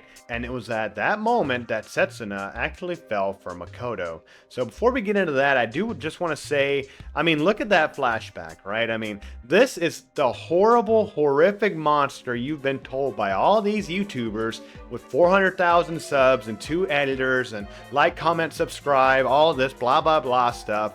They've all told you the same thing, how horrible Makoto was. What a demon, what a monster. And here he is sticking up for some girl he doesn't know and cheering her up and encouraging her to run for student council. All right. So, I don't know. Looks like a decent dude to me. Oh, what's that? He's doing horrible things in the anime? Oh, well, guess what? He's also a teenage man. And I defy you. I dare you. I'll bet you every dollar I've ever made in my entire life if I wasn't against gambling. I used to be a gambling addict too, by the way. I made a lot of money. But I would bet you every dollar I've ever made in my entire life, at that age, you would have done almost the exact same thing. Oh, but Sam, nope. Oh, Sam, no, just unsubscribe. Oh, well, I'm gonna dislike the video. Please do. You would have done the exact same thing at that age. You would have done it. You probably would have done worse. You would have done worse. You can sit here and virtue signal all day long. No, I'm a good person. Makoto sucks. At that age, bro, you would have done the exact same thing. You probably would have done worse. Now, granted, a few of you might have been like, hey, I'm going to break it off with Kotonoha first, but you don't understand, right? You don't know unless you're there. You know what I mean? Like, when I was that age, I don't know what I would have done myself. Like, all of a sudden, like, I'm just on the train, hanging out, listening to music, Next thing I know is beautiful girls like, yo, let's go on a date, or I'm inviting a girl out on a date and these girls are all over me. That's what I'm saying, man. And we'll see it in a later episode. Makoto just sort of gives in, like, whatever. Like, I'm just having fun at this point. You know what I mean? You'll see it later. I'm sorry. I went on a rant. I'm just like, Makoto's not a good character. He's not. But damn it, I could see that a path that my life could have taken to become just like Makoto. But anyway, after this, Makoto and Setsuna are done putting stuff up in their school. Makoto's exhausted, so he passes out and falls asleep. Setsuna sees an opportunity to get just to get a little memory for herself, so she leans in and kisses Makoto. And Kotonoha walks in and sees this, Setsuna kissing a passed out Makoto, and the episode ends. So I know I said there wasn't a lot to this episode, but this might be the longest I've ranted. I guess I'm in a ranting mood after the success of the iceberg, but I mean, like, I'm just saying, like, there's so much drama. There's such a good story going on in this anime, and I just think it's such a shame to be dismissed because of a couple of, scenes, right? You have to look at the whole series. You have to understand the ages of the characters. You have to understand, their backgrounds, and I mean, it's just incredible, and I can't wait to see what the next episode leads us. So, without further ado, let's move on. All right, everybody. Episode 9 is possibly the second most important episode of the anime so far. There's a lot that happens, and there's a lot that I want to talk about. So much so that I think I might speed my voice up because it might actually be longer than the episode itself. I know it's crazy, right? But we'll see. In case you're wondering, I don't script these videos ever. I think it's more natural to just come off the cuff and just start ranting, and I only cut out things that I make a mistake on, like stuttering or something like that. But anyway, we start our episode off with Kotonoha confronting Setsuna about what she just saw. She just saw Setsuna kissing Makoto as he's asleep, right? And they're confronting each other about it. Now, obviously, I don't need to tell anybody. Y'all know this, double standards, right? If it had happened to a woman by a man, it would be 717 years in jail, 400 lethal injections, but it's a woman doing it to a man, so it's fine. But anyway, regardless, it's still pretty screwed up to do. Don't play that off just because Makoto's not a good person here. Don't play that off as Setsuna isn't being necessarily a good person either. And remember, Sekai is her best friend, and she just betrayed Sekai and just did something, basically terrible to Makoto, although really at the end of the day, no one's gonna die, and probably Makoto would be like, whatever, it's not a big deal. Anyway, Kotonoha is confronting Setsuna, and Setsuna is basically telling Kotonoha, don't worry about it, I'm about to leave anyway. I forgot to mention that in the last episode, she packed up her apartment because Setsuna is about to leave and go to France, right? She's moving to France. Her mother is half French. We learned that in Shiny Days, the visual novel, but I'm not going to get into that now. Anyway, Kotonoha rightly says to her, just like we're thinking, what does that have to do with anything? And yeah, sir, what does it have to do with anything? That's not an excuse. That's just you saying something, right? You know what I mean? The reality is Setsuna does like Makoto, as we learned in the last episode. But however, she found out that her best friend Sekai also liked Makoto, and as a result, she let Sekai have him because Setsuna is just a good friend like that, or she knew she was leaving anyway, or whatever else. Anyway, Nanami Kanroji shows up. Yeah, remember her? I didn't say her name before, but she doesn't matter in this anime. And then we get the opening theme, and then we cut to some nonsense, filler. And then we see Setsuna at a local play going on during this school festival, right? We're going to see a few more of these scenes going forward. They have these theater masks, and it's supposed to be mirroring what's going on in the show to certain characters, and Setsuna's watching. The play basically says, hey, everybody was coveting this flower, and you simply watched, and then you decided to touch it for yourself, and now you have no idea the actions you have just set forth, going forward in the world, right? By you doing that, you have no idea what you've just unleashed. Which I don't really think is fair. I think Makoto was probably already on that path regardless, but keep in mind, like I said earlier, no one in this anime is innocent, right? Setsuna herself, even before the kiss, is an active participant in what's going on. She actively encouraged Sekai to go after Makoto, right? And she's the one, we haven't talked about it yet, but she's the one that was going to be sitting next to Makoto in the first place, but changed seats with Sekai because Sekai was interested in Makoto also. So Setsuna has set a lot of things in motion from the jump already. Now, I don't think it's fair to blame her for anything before that except for the kiss, obviously, which is not good.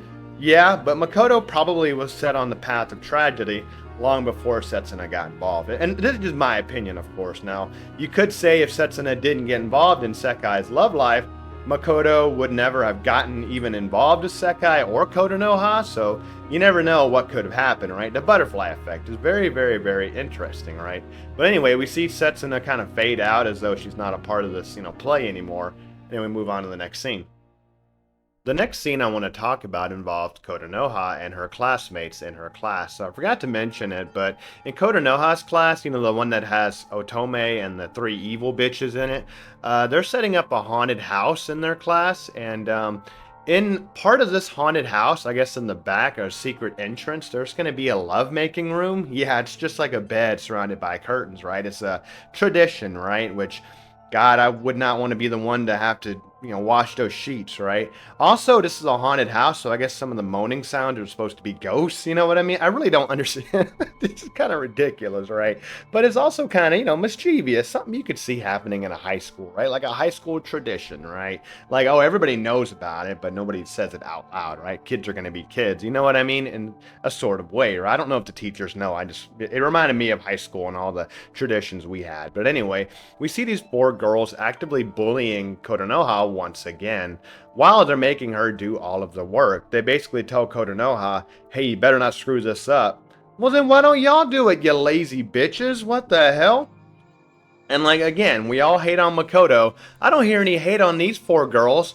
Otome is actively the villain of this series, and I'm not kidding about that. She really does some terrible things in this show, in this episode in particular. But anyway, they're bullying Kotonoha about Kotonoha not really dating Makoto, just making it up. And you could say that the three girls behind Otome are just sort of backing up Otome because they know that she likes Makoto, but I don't know.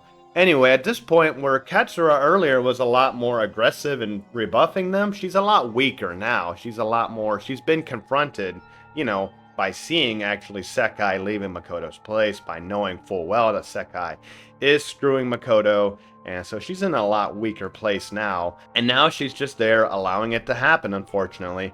The girls leave and we see Taisuke entering. Yeah, remember him?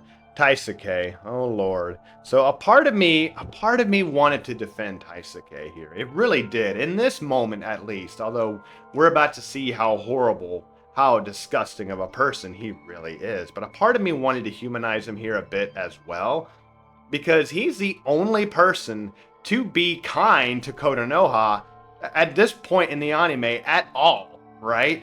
And I'm not saying Kotonoha owes him or anything. Don't get me wrong, obviously. The only thing Kotonoha owes Taisuke is a sword to the back of the neck for what's about to happen, but regardless, he's at least being nice and friendly to her. But of course, Kotonoha shoots him down, saying, I'm dating Makoto.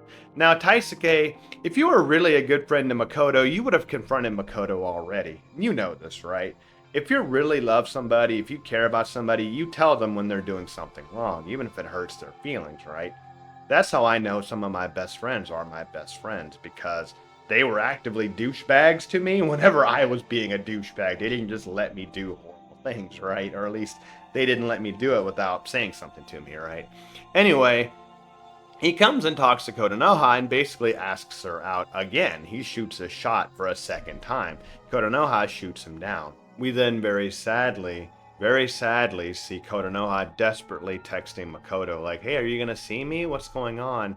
And Makoto's just fooling around with Sekai while they're making cakes. Sekai and Makoto are baking together, which is actually kind of adorable, but Makoto then begins trying to feel up Sekai, and this is kind of important here. I know it looks ridiculous, but it is important, right? And this is why I love doing this sort of thing on YouTube, right? This is so much fun. But we see that Sekai actually, for the first time in the series, puts up a resistance to Makoto's, well, I don't want to say harassment, but, to Makoto's actions towards her. She actually puts up and says, no, we need to work. We're too busy. Makoto's like, nah, we can screw around, and he gets kneed in the crotch. We see a panty shot from Sekai, which in this case is nice, and I think does work out decently well. But he gets kneed in the crotch, and Sekai's like, if you're not going to help, you need to leave. And Makoto then lips off, after having been kneed in the balls, which is the first time he suffered any consequences to anything, basically. We then get a scene of the four girls talking about basically just, banging guys, where they confront Kato saying, hey, are you going to ask out Makoto already? And so our next scene is of Makoto doing something? Okay, that was what a weird angle there. What a weird thing to what? Anyway, we see Makoto alone, and for the first time in probably 9 episodes, Makoto's alone. We don't get to see Makoto alone that often. He's always with another woman or doing something with the plot with another character. We don't see his personal thoughts often anymore, since the first episode, I want to say. And that made me think, I wonder if Makoto's not really supposed to be the main character at all. If he's just like a prop, you know, he's just like another character in this big web, but he's not the main character. You know what I mean? What made me think that is kind of like the visual novel Shiny Days, the follow-up visual novel, where, yeah, Makoto is the character you're playing as, sure, but in the beginning you follow Setsuna in a weird kind of second-person shooter kind of way, where you're seeing it from the perspective of the villain, but you're playing as the hero, you know what I mean? So, like, I wonder if Makoto's just like another part of this whole thing, if Makoto's just like a prop. But anyway, we see that Otome has come to ask out Makoto to walk around the fair with them. And Makoto's just like, yeah, okay, sure. He's not really saying this in a way that's like, oh yeah, I'm gonna bang Otome. He's just like, oh, whatever, okay. He doesn't really have a lot of agency right now. And so, oh boy, it begins. I also wanted to point something out here. You see, after Makoto gets kicked out of the room by Sekai, notice that he doesn't go and visit Kotonoha, right? Now, at first you might say, what a shitbag thing to do, but I mean, not really though, right? Because like in this situation where he's actively seeing himself as dating Sekai, he's not going out to flirt with another girl, right? Although he's going out with Otome here, but it's more just because he's an idiot and not so much I think he's into her, at least not yet. You know what I mean? Or he doesn't even realize it. He's too dense to realize that she's into him. He also doesn't go and see his best friend Taisuke, but you know, whatever. It's just Makoto on his own, and when Makoto's on his own and women approach, oh dear. Anyway, we see the two going around the festival together, and we hear them talk about their time together in middle school. Apparently, they just got along pretty well. They also fought a lot, but, you know, friendly, kind of fighting sort of way. And so Otome is just finally getting her shot to talk to Makoto. So Otome actually asks Makoto to dance with her at the school dance, basically saying, hey, let's be a couple. And Makoto's just like, dude. And then Sekai runs up, pulling Makoto away, not saying anything to Otome. He's just, oh dear, it's beginning, guys, it's beginning. We then see a scene of Hikari running up to them saying, hey Makoto, your girlfriend just made it to the classroom. And Sekai and Makoto are like, what the hell? Now you might think this is Kotonoha, but guess who? It's Kokoro. Kokoro and her friend Uzuki, who is, yeah, oh dear. Yeah, if you know the School Days iceberg, if you know, you know. Well, actually, no, I'm going to say it briefly, right? Yeah, according to Cross Days, which is the third game in the Days franchise, this girl here is currently being groomed. Yeah, groomed by her tutor, which is a man named Kasunen, who is also Nanami's boyfriend. And yeah, he's a serial child rapist. And he's also graping his little sister. Yeah, the lore, the degeneracy runs deep. If you haven't seen the iceberg, check it out. Although maybe don't, but yeah, it's just like, it's just, oh, it's horrible. Kokoro comes to visit Makoto, and she says, are you gonna dance with Kotonoha? And no one has the heart, or I guess the balls, to tell Kokoro, oh yeah, Makoto is, not dating your sister anymore. So they just say, hey, you girls want to enjoy some cake at our restaurant? And now, I probably shouldn't talk about the deep lore of School Days because we're just talking about the anime here. But Izuki here says, no, Kokoro and I are going to go meet my tutor, which again, remember, is a god-awful monster. Now, maybe in this continuity, he's not, right? But they're going to go meet her tutor. I don't think anything's going to happen to Kokoro here. But I will say that Uzuki here almost immediately knows what's going on between Makoto and Sekai just from looking at them. Kokoro has no idea. So this could imply that Uzuki, even though she's a kid, has been through some adult situations herself, which is just incredibly dark. But anyway, our next scene, we see Kotonoha being bullied once again by some of the girls in her classroom that are just absolutely awful.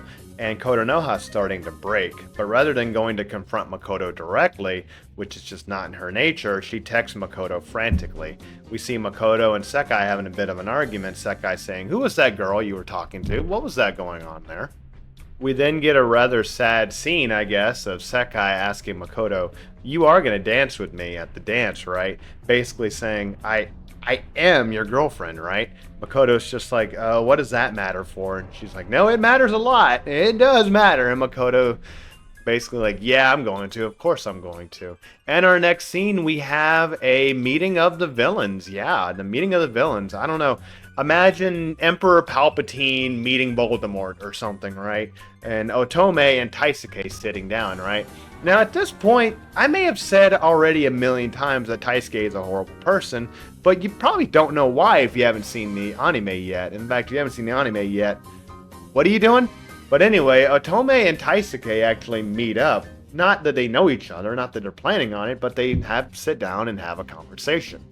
I have just realized I probably talked longer already than the episodes actually ran so far. God almighty, there's so much to talk about here. How can you not love this series? Anyway, what we have going on here is this meeting where they kind of get together. Now, the two of them both know Makoto. They both know all the characters, right? Although they don't know each other that well. They're both talking to each other about their love problems, and Otome encourages Taisuke to go after Katsura. She's basically doing is saying, hey, pull Katsura away from Makoto so I have one less person to be a rival against, right? Basically. And she encourages Taisuke to, go after Katsura. And, oh god. And at the same time, Taisuke is able to fill, Otome with a bit more courage and motivation, although probably not directly, right? After this, we get a scene of Makoto alone for the first time again. Sekai has to go and do something. He checks his text messages to realize Kotonoha's texted him over 20 times. And so, to his credit, I guess, he's like, oh god. And he goes to talk to Kotonoha. I guess he feels bad or he doesn't want her to freak out and do something. So he's like, oh, let me go see Kotonoha. But before he can get to Kotonoha, he is confronted by Otome. Koto, hey, will you come with me to this back room? Oh dear. And now somehow Otome and Makoto go to this back room without Katsura seeing them, even though Kotonoha is supposed to be there and it even shows her there. So I don't know if they snuck in or what that's all about, But it's essential to note that Makoto is being dragged here by Kato Otome. He's not necessarily going of his own free will. He's just kind of being like, oh, okay, I'll go with you. Dude, you know what I mean? So, Makoto's just along for the ride. And, I know I've said this before, but I feel like Makoto, again, he's just he's a prop, right? I'm reminded of this movie. I don't know if y'all have ever heard of it. It has Keanu Reeves. It's called Knock Knock. Basically, it's about a man's infidelity and cheating on his wife with two hot young girls that come to his house in the middle of the night.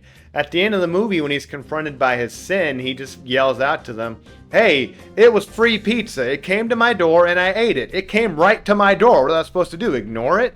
And yeah, he's still a sinner. It's still horrible what he did, but I mean, god dang, he keeps being tempted every single time. Makoto the same way. He keeps being tempted and people are just throwing themselves at him, he's the star of the show. He's the most popular man in the school, apparently. We then horrifically see a scene in which Kotonoha is at the front of this, horror house slash sex house, right? Not knowing what's going on in the back. Two of these bully girls have come to bully her again, but they actually back off because they realize, hey, maybe we're taking this too far. Kotonoha looks absolutely devastated, right? So they do back off. And then we see the aftermath of Makoto and Otome's actions, right? They are getting dressed, so we know clearly what just happened, right?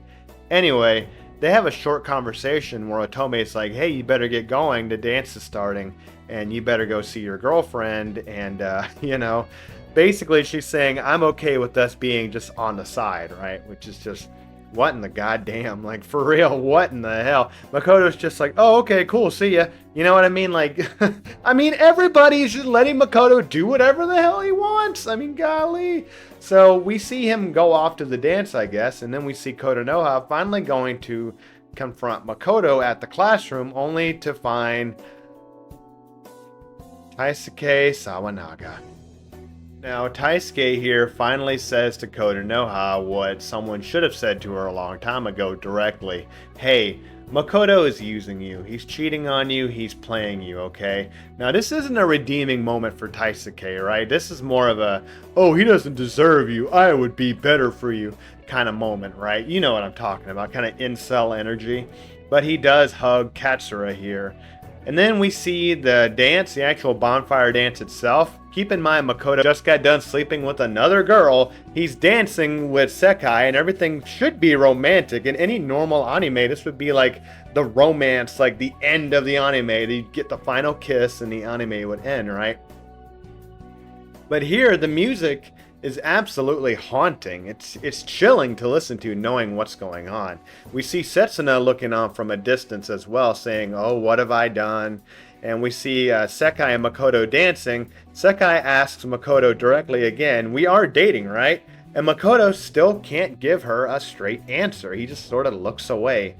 And then we cut back to the classroom where Taisuke is hugging Katsura, and Katsura is kind of just giving up and just looking off in the distance. And then we see Kotonoha's ribbon falling to the ground, and the episode ends. We know it's about to happen, unfortunately. It's very, very horrible. And with that, our biggest episode so far ends. I say biggest because I've talked probably longer than the episode has been on for. And I gotta tell you, there's a lot that happened in this episode, and there's a lot of drama, and I think I've said enough. Let's move on to the next one. Alright, episode 10 is the darkest episode yet, and the darkest opening yet, as we immediately jump into the horrific act that is currently in progress of Taisuke graping Kotonoha. Yeah, you heard that right. In like the first 5 seconds of this anime episode, there is a grape occurring. Meanwhile, outside, you see Makoto and Sekai dancing in front of the bonfire. Everyone's eyes are on them. But you hear this horrific act. You hear Taisuke in the act of it. Then we see a Kotonoha now just completely devastated, walking out, blood dripping out of her because she has just had her virginity taken from her. As she looks on to see Makoto and Sekai dancing, and they share a kiss in front of the whole school, admitting that they're a couple. And this, of course, cements Sekai's victory over Kotonoha, even if she doesn't know it. Kotonoha then, looking disheveled and, of course, deflowered, drops to her knees and begins to cry in absolute despair. And you know what happens next?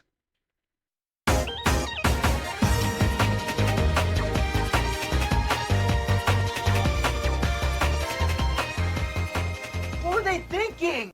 Okay, yeah, seriously. I mean, I know this is the common anime trope, but I mean, come on, man. You have this. You can't skip the intro just once. This is the most horrific thing imaginable. And then it's like, oh, happy, fun intro music. You know, what? I know it's an anime trope. It just kind of, this is one of my personal pet peeves. You know what I mean? Like, you can't skip it just this once. Anyway. All right, so after the opening, our very next scene is Kotonoha entering the train looking just absolutely defeated when she walks straight into Makoto. Now she still can't admit to herself or out loud that Makoto is now outside of her reach, and Makoto is still not really leading her on at this point, but he's being nice and he's not saying outright, "Hey, we're broken up now." I don't know if this is Makoto just being ignorant, being just young and dumb, or if he doesn't want to hurt her feelings, or he's just too much of a coward to admit it. And I think it's probably the latter choice. And I mean, so far, nothing difficult has Makoto had to do yet. Everything has just come to him easy. All the girls, remember last episode, Otome was just like, "Yo, let's smash." I just out of nowhere. Like, for him, he had what, 1 or 2 conversations with Otome in this anime, and now she's like, "Yo, let's smash." I mean, everything's just coming easy to him. Anyway, he's nice to Kotonoha, and he says, "Oh, I'm sorry we didn't dance together. I was busy." It's like, what? Dude, come on, man. Like, it's so... this is frustrating. It's absolutely frustrating. And Kotonoha just has light in her eyes like, oh, there's still a chance. Still unable to admit to herself or to anyone, or to even stand up for herself at this point. Like, it's painful to watch, and it's incredibly sad to watch, and you just wish that, I don't know, maybe she should pull that hatchet out after all and just get to work. Next, we're going to cut to the classroom where we see Taisuke, Sekai, and Hikari. Yeah, remember Hikari? And Taisuke is in a cheery mood. I mean, Here we go. I have a lot to say about this, but let's keep going. So Taisuke is in a good mood, apparently, and well, we probably know why. He just, got laid last night, and he's not admitting it to anyone, obviously. No one would believe him anyway, but he seems happy, right? It's worth noting that at the same time, we're getting the usual cheery school music. Like, did we not just start the episode off with a grape, right? I mean, come on now. But anyway, our next scene is Makoto, Sekai, and Hikari having some playful banter as Taisuke is doing some work. I guess they're cleaning up school after the festival. And then we see Taisuke and Kotonoha talking, right? Taisuke, I guess, is called her somewhere to talk. Here, Taisuke offers Kotonoha a Christmas vacation. He says he spent all of his money and traded it to his sister for tickets to go on a Christmas vacation. Fun fact, Taisuke's sister is supposedly one of the heroines of one of Overflow, the visual novel company that made School Days' first or second game, known as Pure Mail. Yeah, one of the heroines there is Taisuke's sister, but that's neither here nor there. We're talking about the anime here. Anyway, he offers it to her and says, "Oh, I'm trying to be flirty and romantic here," but in a nice and his usual goofy way. And Kotonoha tells him, "Hey, just drop it, forget anything happened." And after this, Taisuke gets upset and runs to Makoto saying, "What the hell is going on? Are you dating her or are you not?" So here's where I have a lot to say. Now let's get started. And here's where I'm actually grateful that most people click off in the first 30 seconds, because I'm really going to ruffle some feathers here. But I've really thought about this, right? I'm like, why is the anime playing this off like it's no big deal? I mean, we just witnessed a grape, right? It's horrible. It's tragic. And like, I've heard people rage at this. Like, this is the worst part of the anime. It's terrible. How dare they do this? They're literally offended and shaking. And it is a tragedy. It is horrible. And it's what Taisuke does is a crime. And it's a tragedy that he'll never be punished for it. But I'm looking at Taisuke here, and I'm looking at how he, unlike Makoto, actually asked Kotonoha out. And the fact that he's willing to take her out on a date, and he thinks they're in love, and all this, and all these things, right? And how he's acting now. And I'm like, I don't believe Taisuke's evil. I'll just say that outright. He's not evil. I believe that being a young man, he might legitimately think he's done nothing wrong.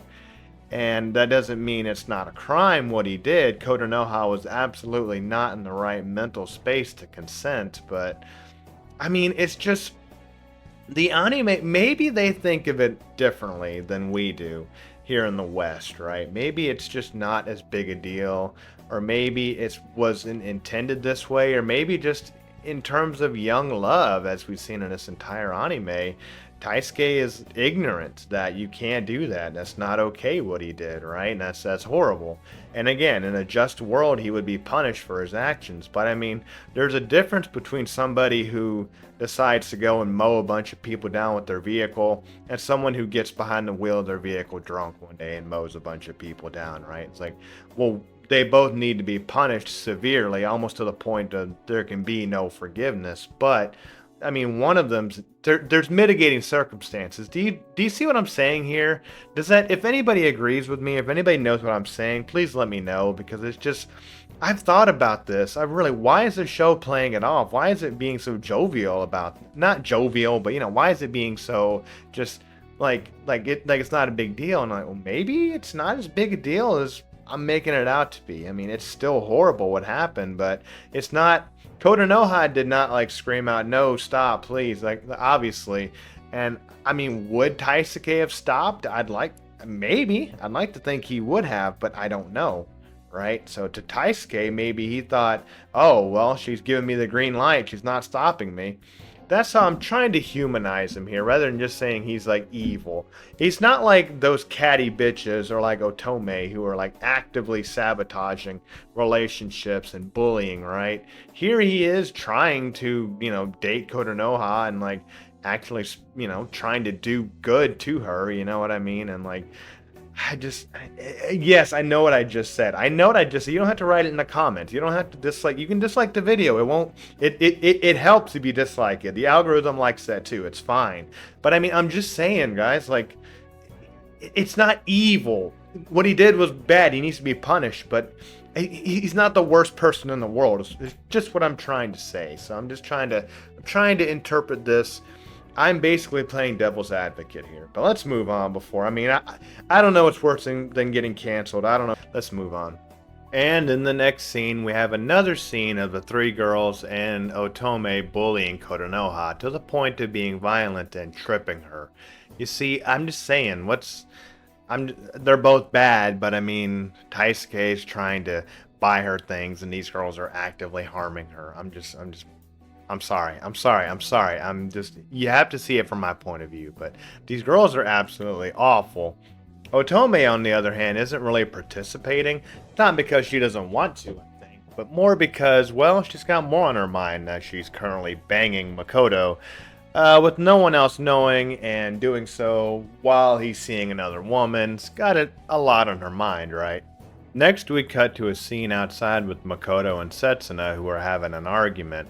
Yeah, you see, Otome just texted Makoto, and Makoto was checking his phone. Setsuna noticed and was like, "Hey, are you texting Kotonoha?"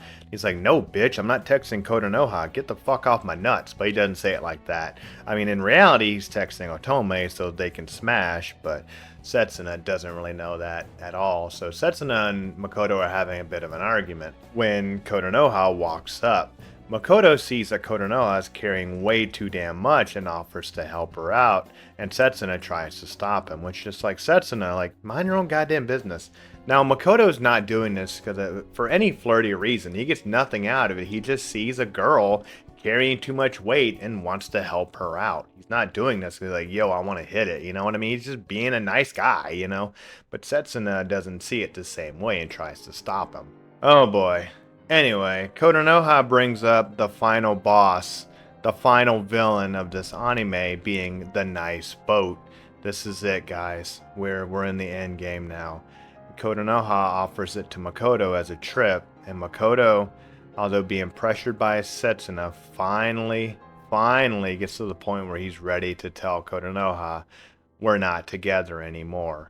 Of course, Kotonoha doesn't want to believe this, and Kotonoha tries to bring up Setsuna's kiss as a way to show Makoto that, hey, don't believe Setsuna, she's lying to you, she's manipulating you, which may not exactly be wrong. But anyway, Kotonoha tries to bring this up, and Setsuna, not wanting to be the one to be blackmailed, decides to kiss Makoto right in front of her to say, yeah, what of it? Big deal. And Makoto finally gets the balls and tells Kotonoha outright, we're not dating anymore. And finally, they're broken up. Well, unfortunately, sadly, he admits to her they're broken up, but Kotonoha, does she believe it yet?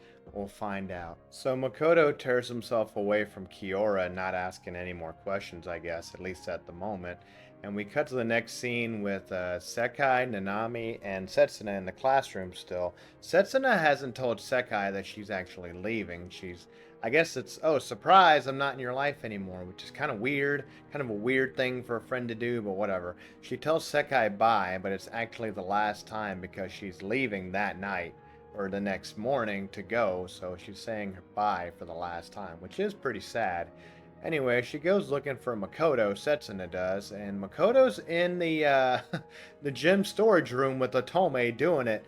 Otome's just fine with being a side piece. I mean, gotta be honest with you, Otome. I'll give you points for that. You a real one for being just knowing your place. Okay, fine. I'm kidding. It's all in Minecraft. Y'all know me. Blah blah blah. Anyway, so they're just sort of cool with this new arrangement, and unfortunately, who discovers them? Well, at least who overhears them, but Setsuna. Now, I want to point out here also, in a conversation that Makoto is having with Otome before they're about to go for round two, Makoto tells Otome that lately everything he does seems to be a bother and a pain, but with Otome, it's just easier. Yeah, remember earlier whenever he thought everything with Kotonoha was a pain, but it's easier with Sekai. You see what I mean? Like, whenever he actually has to be like a boyfriend or something, whenever he has to do something that may actually cause trouble or be stressful, it's a problem. and for comfort, he runs into the arms, or I guess the legs, of another woman, and this time Otome. And things just keep working out for Makoto. I mean, hey, why should he stop? He just keeps getting laid and he doesn't suffer consequences. Anyway, Kiora Setsuna hears all this, and she's obviously depressed, and she has to put together a plan. She doesn't want to leave Sekai alone with now Makoto now banging another chick. The next scene, we do see Setsuna in the bath. We don't see her body, we just see her in the bath. And we see Kotonoha randomly in her nightgown. And we see a camera pan to some knives. Kind of like Chekhov's gun, if you know what that means. It's like, oh, wow. I mean, this is not subtle at all. I mean, come on, anime, what are you doing? And sure as shooting, after we see Setsuna in the bath looking determined, our next scene is of her calling Makoto, who is asleep alone at home for once, and, well, next thing we know, she's at Makoto's home with a suitcase. I mean, come on, Setsuna. I mean, if you show up at any man's door with a suitcase and a change of clothes, I mean, what's the man supposed to think? You obviously gonna be smashing, right? Anyway, she comes to Makoto's home basically to be like, hey, Makoto, I'm leaving tomorrow morning. I need you to stop banging other girls. Whoever it is you're banging, that other girl, you need to stop banging her. Makoto's like, that's none of your business. Then Makoto kind of words it in a way to say, hey, you know, we never talked about that kiss that Kotonoha brought up. Could it be that you just want to bang me or you're jealous for yourself? And Makoto then puts the moves on Setsuna, who appears to resist at first, which is, oh gosh, not another one of these. But then Setsuna leans into it and she wants it. It's clear that she wants it from the anime, but then she's upset with herself and there's tears in her eyes. It seems like she's conflicted. She then tells Makoto, as long as you break up with that other girl, you can do it with me tonight if you want. Now, I don't know about you, but to me it's pretty obvious that this is just her way of justifying, hey, I'm going to do this thing I want to do and I'm going to use my friend as a justification to do it, right? That's why I say no character in this is truly innocent. We don't get Makoto's answer, but it's pretty well implied, if not downright confirmed, that Setsuna and Makoto then have sex, making this Makoto's third girl that he's having sex with now, which is pretty crazy. Our next scene is the next day at school, where Nanami has invited Sekai to a basketball club party, which is, I guess, the club Nanami's a part of, as well as a character from Cross Days, Miss Ashikaga, but you don't get her name in the anime. It's not important. And Otome shows up, who is also on the basketball club. Now, Sekai and Otome haven't been properly introduced, but they did see each other that one time. And of course, Otome is aware of Sekai because that's who Makoto was dating. Anyway, during this basketball party, it's brought up that, hey, remember that room that everybody was doing it in the haunted house? Well, it was being recorded this whole time, and now we're gonna watch, which is kind of weird. Like that's a weird, like what a weird way to do things. So then they show like Nanami screwing her boyfriend Castanen. Yeah, remember him? I don't even want to get into him again. Oh my god. Which Nanami then breaks down crying and is embarrassed. Which I don't know about y'all, but if that's me, I'm not breaking down crying. I'm gonna pick up a chair and just start swinging it at people. Like, you don't understand. Like, I would be like, well, I mean, if it's me, I'd be like, yeah, I did it. What's up, homie? But I mean, if I'm like upset about it, I'm gonna pick up a chair and just start swinging, just start cracking skulls. But she breaks down crying, and before Sekai can get her out of there, the next video is Otome banging Makoto. Sekai sees this, and I guess rather than getting into a fist fight with Otome, we see her then rushing trying to get on the phone with Makoto, yelling, "Hey, where are you? Where are you, Makoto? Where are you?" She then bumps into a now just completely mind-broken Kotonoha, who is just mumbling incoherently to herself as she's looking for Makoto. Everyone's looking for Makoto, right? The episode ends, but for the first time, we get a post-credits sequence in which we see that Kiora is leaving and Makoto is desperately looking for her. Like, hey, I guess he wants to see her off. I don't know what Makoto would have said to Kiora in this situation, but it's interesting to think about. We then see that flashback I mentioned earlier, Kiora and Sekai at the beginning of the school year, where Kiora is supposed to be sitting next to Makoto, but Sekai says, hey, can I sit next to him instead, please? And of course, even though Setsuna really likes Makoto and wants to be next to him, she gives up her seat to Sekai. She sacrifices her feelings for her best friend Sekai. And that's basically when the world ended. Get it, Sekai? World? Yeah, you get it, you get it. Anyway, so Makoto's looking for Setsuna desperately. I don't know why. I mean, it's possible. I just hear me out. I think Makoto and Setsuna probably are the best couple that would exist in this situation. Kotonoha's just like needy and is really just has a lot of problems that need to be addressed, probably with an actual therapist, right? Versus Makoto. And Sekai just gives Makoto too much. I don't know. I mean, I don't know if they'd be a good couple with Makoto. I don't know if anybody'd be a good couple with Makoto, frankly. But no, I don't think, I don't know what Setsuna and Makoto would look like. What do y'all think? With that, all right, 2 episodes remain, so let's move on.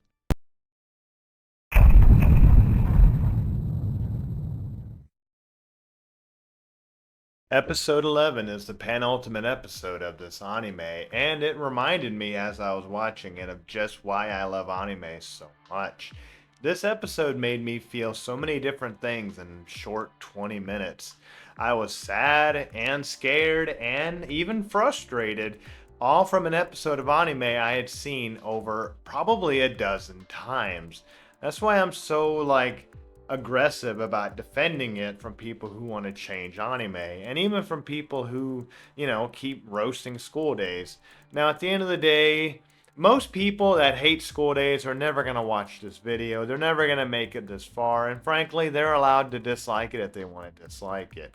I think it's unfair, but who am I to tell them any different? You know what I mean? That's their opinion, right? And it's unfortunate, but I think this anime is so misunderstood, it's criminal.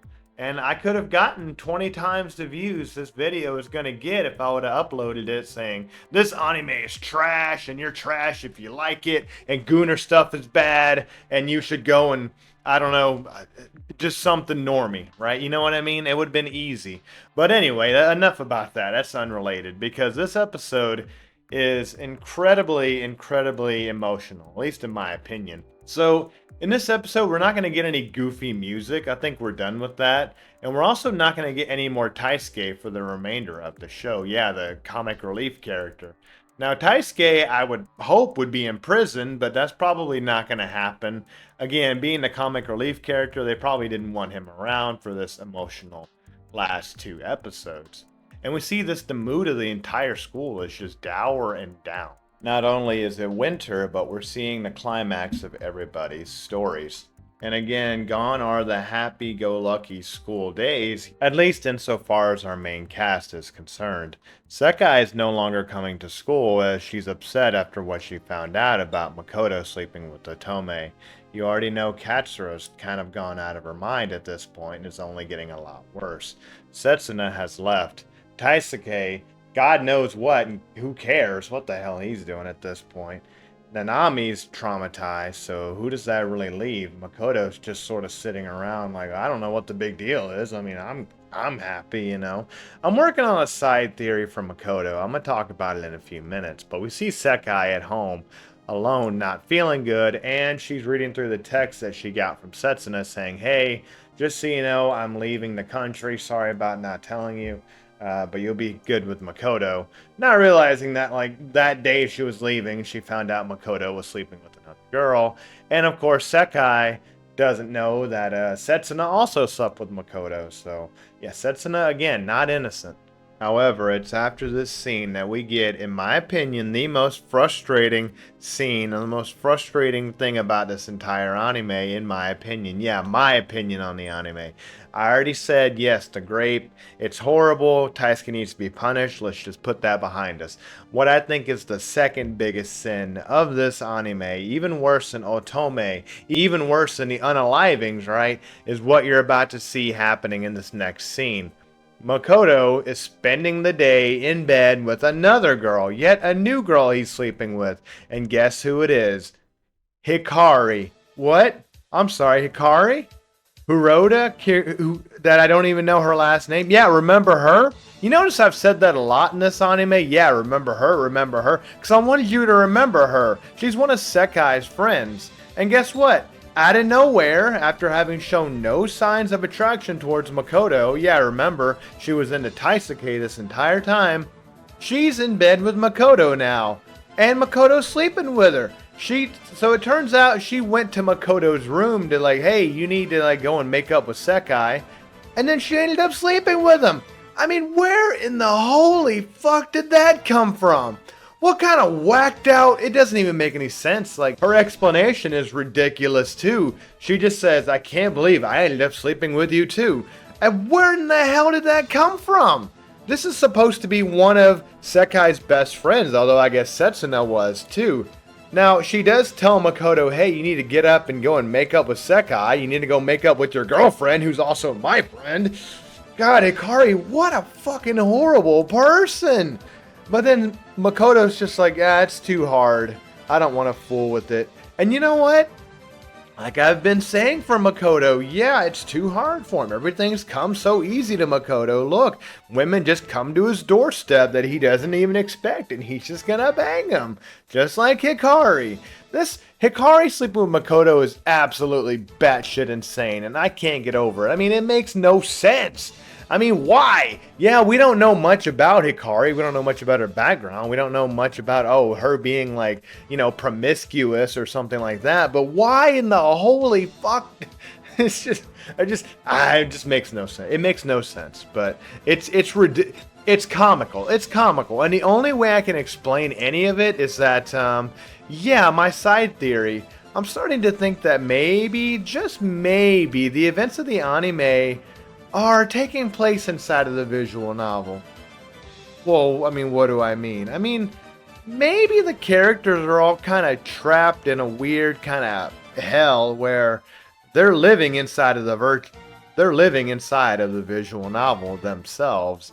It would explain why characters don't make sense, why everybody's attracted to Makoto, why there's only two main male characters that ever really have any lines in the entire, anime. Explain a lot of things, but part of me just thinks maybe something's going on, maybe like some reality nonsense with visual novels. I mean, I wanted to turn it into a whole theory, but I really think there's nothing there. It just doesn't make any sense to me. I mean, why in the ass, Hikari? That just doesn't make any sense. Hikari, you're a bitch. You're a bitch. You deserve Taisuke, and get the fuck, just get out of here. Anyway, let's move. Goddamn.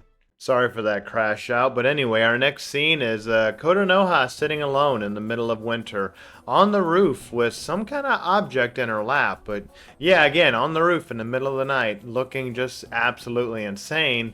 And then we get the opening OP. So in this situation, the OP makes a bit more sense. It's the last time we're going to see it, but I mean, like, things are not going well. This is the only time we're going to get happy music in this entire episode. So again, we see a pretty dour outcome for the characters of the show. We see Kotonoha looking insane and just continuing to talk and text on her phone to basically nobody. We see Sekai sitting at home alone looking like she's not feeling very well. We get a flashback of her and Makoto arguing because remember, she discovered that he was cheating on her with Otome. But then we get even more screwed up. Hikari, yeah, remember her? Hikari has the lady nuts to come up to Sekai's apartment and be like, hey Sekai, look, if you don't come out of there, Makoto might cheat on you again. I mean, can you imagine the lady nuts on this bitch? Here's her best friend, one of her best friends. She just slept with her boyfriend as she's not feeling good. And then she has the lady nuts to come up to her and say, look her straight in the eye and say, look, you better come out of there. Someone's going to screw your boyfriend. That's why I'm saying, like, the visual novel theory, to me, in my opinion, because nobody acts this way. No one acts this way unless the characters are forced to by an algorithm. This is insane. But Hikari, just the lady nuts on her. I can't believe it. This doesn't matter anyway, because Sekai just basically ignores it, and she's got no support system now that Setsuna's gone and Makoto's cheating on her. Makoto's just happy, just going around, just dicking down everybody. Apparently, any woman that gets anywhere near him just like, yo, let's smash. And he's like, I bet. So we cut next to once again another scene of Kotonoha going crazy, sending mail to Makoto even though it's not going through. Then we cut back to the school where we see Nanami walking around being depressed that she was exposed having sex with her boyfriend, which I guess is just, I guess your privacy being exposed is obviously a bad thing, but I mean, like, I don't know. Nanami's not related, so we can just move past her. But we see Otome and the bully girls getting together, and Otome's trying to find Makoto too after all this. My guess is that Otome's like, well, Sekai's out of the way. This is my chance to secure Makoto once and for all. But Makoto's not answering because he's too busy banging Hikari again for some reason. Which I'm sorry, I know I'm going on and on about this one chick, but it really is baffling to me about how it just doesn't make any sense. Anyway, Atome's trying to get the other girls like, hey, help me find Makoto, and they're like, oh, it's none of our business, bitch. You know, there's no honor among thieves here. You know what I mean? So Atome storms off frustrated, and the three girls are talking amongst themselves, and they say, hey, what if we slept with Makoto too? Found out what all the big deal was, right? Uh-oh. We then cut to Makoto and Hikari sleeping together, or at least after they just got done screwing in an empty classroom, and Hikari's arguing with Makoto, hey, you need to get back together with Sekai. I mean, at this point, whatever. Just whatever. Fine, just go with it, whatever. Makoto, you are self-aware inside of a visual novel, I'm convinced, and you're probably doomed.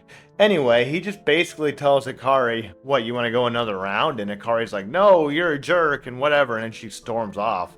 We then see Makoto leaving when he runs into, guess who? The three girls. We then tragically cut to Kotonoha, who's just absolutely insane, sitting by herself, talking to no one, pretending to flirt with Makoto, and then we see Sekai devastated at home alone, also just completely shut down after everything that's going on. But then we see Makoto inviting not just one, not just two, but three girls into his home all together at once. Now, I just want to point out that at the time for anime, a lot of people were frustrated that the main character, the main male protagonist, never got to sleep with the main female character. And they always just shared a kiss in the last 5 minutes of the show, and that was it. And everybody's like, well, where's the banging? Well, here it is right here, and we have all different kinds of anime. But yeah, Makoto is inviting three girls into his apartment at once, and he is completely out of control. We cut to Kotonoha being absolutely insane, talking to herself again and talking about the final boss yet again in a Christmas setting, which I always find it nice that Japan really loves Christmas, even though they're not really big into Christianity. That's pretty cool.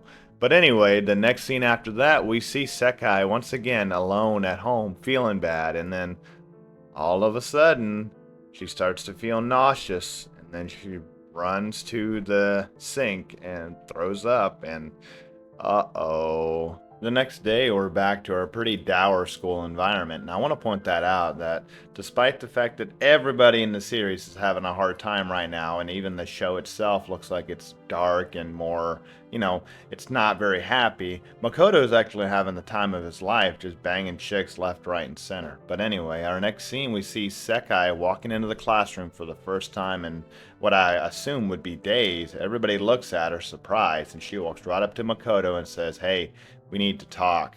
Anyway, she tells Makoto, look, I haven't had it. And he says, what?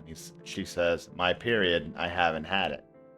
And so it's not just the nausea, it's also the period that she hasn't had as well. Also in editing, I know it's a small thing, but like, why does the camera have to focus on her crotch at this point? Like, what's the purpose of that? That's kind of weird of given what we're talking about. Makoto's just like, okay, what is that supposed to mean? Like he knows what's going on. He knows. He's just like, go tell me, don't tell me what's going on, but tell me what's going on. Basically, she tells him, look, I'm pregnant, and it can only be yours. Makoto tries to deny this, saying, no, there's no way, this isn't possible, this isn't happening. Sekai then gets sick all over the place and has to go to the nurse's office, and Makoto just looks on confused and in shock. And in the nurse's office, Sekai looks upset and she looks sick, but then she flips that frown into a smile and says, well, it'll be Makoto's baby at least. And so she's happy and smiling, so which is interesting. We then cut to a dour female PE class where everybody's just standing around looking sad. I mean, for the most part, except for the three girls, they don't really give a damn. But Konoha's out of her mind, and everybody else just looks sad about the events of the story thus far. We then cut to Hikari and Makoto. They're not banging this time. I think maybe Makoto thought they were going to bang, but Hikari called him up there just to kind of get after him about not taking responsibility. And then she tells him, hey, I don't want to end up pregnant too. I'm out of here. Like, how can you? What a fucking horrible person. But anyway, we then see Makoto home alone, grappling with the situation, being pretty upset and terrified. I want to point out he is a young man and he is scared and confused, probably the same way that I would react as a teenager if I just found out I'm going to be a father. You know what I mean? So he gets then a call from Otome and he says, oh yeah, I'm free, come on over. So Otome wants to come over, but she doesn't want to come over to bang. She wants to come over to confront Makoto as well. I don't really know why. Perhaps she would have kept the relationship going, but Makoto tells her, hey, no matter what, it's not my fault she's pregnant, which Otome's then like, what in the goddamn? So she decides to break it off with Makoto right then and there. Which is a redeeming moment for Otome, the first and only one. And in our next few scenes, we see that Sekai has come to Makoto's house and is cooking dinner for him, and they're basically playing house at this point. Sekai calls, I guess, Hikari to tell her that, hey, Makoto and I are good now, and I just sent him out to run some errands, and I'm doing well. After she hangs up the phone with Hikari, we see Hikari apologizing to Thin Air. I'm sorry I banged your boyfriend, by the way. We then see all the other girls talking about... We then see Otome throwing away a picture of her and Makoto, officially saying, I'm done with him. And we see Konoha at the park in the snow, just sort of sitting there, and we see that her phone is not even turned on, meaning that she's just been talking into the phone and no one's listening. I mean, we known that, but it's getting really, really dark, right? Makoto's walking around trying to call someone, any other girl to have fun with. I mean, I guess he doesn't want to be stuck with Sekai now. He doesn't want to grow up and be the adult. He wants to keep having fun, but this is all happening really quickly. I mean, keep in mind, this is all what? One semester of high school that this is happening in? I mean, this is crazy. Think about that. Think about how many of y'all, I mean, no offense, but how many of y'all men have had, have had relations with like 2 women in the past like 5 years, right? Makoto's banged like what, 6 women now in the course of 6 months. So, I mean, I know a lot of people are probably angry with Makoto, right, for his actions. Some of y'all might even be jealous, let's be honest here. But Makoto has not had to be an adult at all. Everything's just been handed to him. Everything's been thrown at him. He's almost suffering from affluenza, you might say. But anyway, he's calling desperately for anyone, any girl to pick up. And he's at the park alone, and he says, well, hang on, why is all this happening to me? Why is it happening all of a sudden? He slips into a puddle, and he's just miserable, and he's cursing the world when he sees, guess who? Konoha. Konoha walks up to him, and she's basically insane. She's not even looking at him. Her eyes have no life in them. As she's talking to Makoto, saying how much she wants to be a good girlfriend to him, and Makoto's just like, please stop. This is an emotional moment, guys. I'm sorry, but Makoto's just like, please stop. I can't take it. Please don't be insane. I can't deal with the consequences of my actions anymore. It's like, why? Like, stop being difficult. I guess this is my interpretation. Makoto's like, please stop. Like, don't give me another problem, please. Like, I don't want to see the results of my actions, right? I don't want to see it. I can't take it. He falls to his knees in front of Konoha and just begs for forgiveness, and Konoha basically says, I love you, Makoto. And Makoto gets up and he's like, really? You do? After everything I've done? You're going to stand by me? And he then hugs Konoha and just continues to cry out for forgiveness as Konoha hugs him back. Life returns to her eyes, and they embrace, finally, as a couple, a Christmas couple, after everything that's gone on. And, wow, we're setting us up for the final episode, so... That was an emotional moment, and I know, again, I don't care what anybody has to say, that was an emotional moment. So essentially, where are we at now? Every other girl that's been banging Makoto is now saying, hey, I'm not touching them with a 10-foot pole either, because they don't want to end up pregnant. They finally feel bad for what they've done, and of course, Setsuna is gone. Now, Makoto is having to play house with Sekai, which, you would think, hey, go ahead and man up and be a one-woman man. But Makoto thus far he's never had to be a one-woman man. So far, he's been able to juggle. He's been able to openly. And no one said anything to him. No one's been like, hey, stop that. You know what I mean? Now he's having to play house and he's upset about it. But guess what? He's suffering and but then he runs into Kotonoha, and Kotonoha's like, I still love you. And they embrace, and we move on to the finale.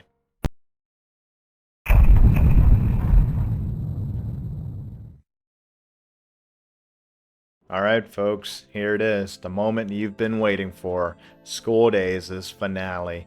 And it starts off slowly and calmly with Makoto and Kotonoha walking together on a Christmas little stroll, with Kotonoha hanging on Makoto's arms. Makoto gets cold and he blows on his hands to warm them, and Kotonoha grabs his hands and puts them on her chest. Now, this isn't supposed to be sexual, I think personally. In my opinion, Kotonoha is sending Makoto a message saying, hey, I'm not afraid to be physical anymore, and I'll do this for you. And she's putting his hands on her heart.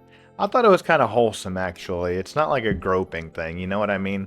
But meanwhile, this is going on, Sekai is waiting on Makoto to return to enjoy her home-cooked meal at his place. Of course, she has no idea what's going on. We see the title card and we see it explode once again. This is it, Alpha and Omega. We don't get an intro for this episode, we just get the exploding title card. Now, I've watched the episode again, and no other character gets a line outside of Makoto, Sekai, and Kotonoha, the main three. So, this is a very important episode, and it's all about the drama between the three. So, we see Sekai and Makoto arguing on the phone, saying, where are you, Makoto? And Makoto's just making some dumb excuse, like, dude, I don't know. He can't even make him an excuse. And finally, he lets it slip that he's with Kotonoha. This angers Sekai, of course, and Makoto gets into an argument with Sekai saying, why did you have to get pregnant, and why did you have to admit it to the whole school? You've ruined my entire life. Which is a pretty messed up thing for Makoto to say, obviously, but I hope I've demonstrated by now, I really hope I demonstrated that Makoto is a confused and scared young man, who just all of a sudden gained a massive amount of popularity and doesn't know what to do with it all, and now he's finally facing consequences and he has no idea how to handle it. And these are extreme consequences to have for your first big mistake. And the first big mistake obviously was, having a teen pregnancy, right? There's nothing wrong with being pregnant, of course, but teen pregnancy, you get it, you know what I mean. I'm not trying to get canceled by either side, right? Anyway, they're arguing on the phone, and Makoto tells Sekai, you should leave my house, don't pretend you're my girlfriend anymore, and hangs up on her, and then is frustrated on the ground when Kotonoha comes to find him and gives him a look like, hey, I'm here for you now, don't worry about that. Sekai texts Makoto back saying, okay, I'll leave for tonight, I'm sorry, and she leaves. So Makoto and Kotonoha are clinging together on the train, and they happen to pass Sekai. Sekai happens to see them on the train heading opposite. You see, Makoto let it slip that he was with Kotonoha, but he didn't admit to it, but now it's official, right? So Sekai then turns around and chases Makoto and Kotonoha down to their apartment. Makoto is in his apartment about to get tea for Kotonoha when he sees that the food that Sekai had lovingly prepared to, play couple is now thrown on the ground, and Makoto begins to reflect on his actions. So as Makoto is cleaning up, we get to hear more of his inner monologue, which we really don't get to hear very often. I really want you to think back on this show. How often do we hear Makoto's inner thoughts, right? Him talking to himself. He's always talking to another woman or Taisuke, right? But we don't hear him thinking about what he thinks about things, right? As he's cleaning up this mess that Sekai has made, he's reflecting on some woman. He never names a name, although it's pretty obvious it's Kotonoha. He says at first he was fine to just look at her, but he started to want more and more, and he questions, when did this happen? Was I just being selfish? Like, he's saying he wanted more and more, as in to touch Kotonoha, maybe? I mean, it's more than likely, but we see Sekai as he's thinking about all this. Makoto goes to grab the tea kettle and accidentally burns his fingers. He's not paying attention, and we see him look at his hands that are red, And this is obviously foreshadowing, right? I mean, this is a bit more subtle, I think, but it's still kind of obvious. You know what I mean? His hands are now stained red with a burn, right? As he's talking about how, well, what he wanted was more and more. And then he says, I feel selfish about what, he just says, I feel selfish, right? Well, more than likely, he's talking about Kotonoha.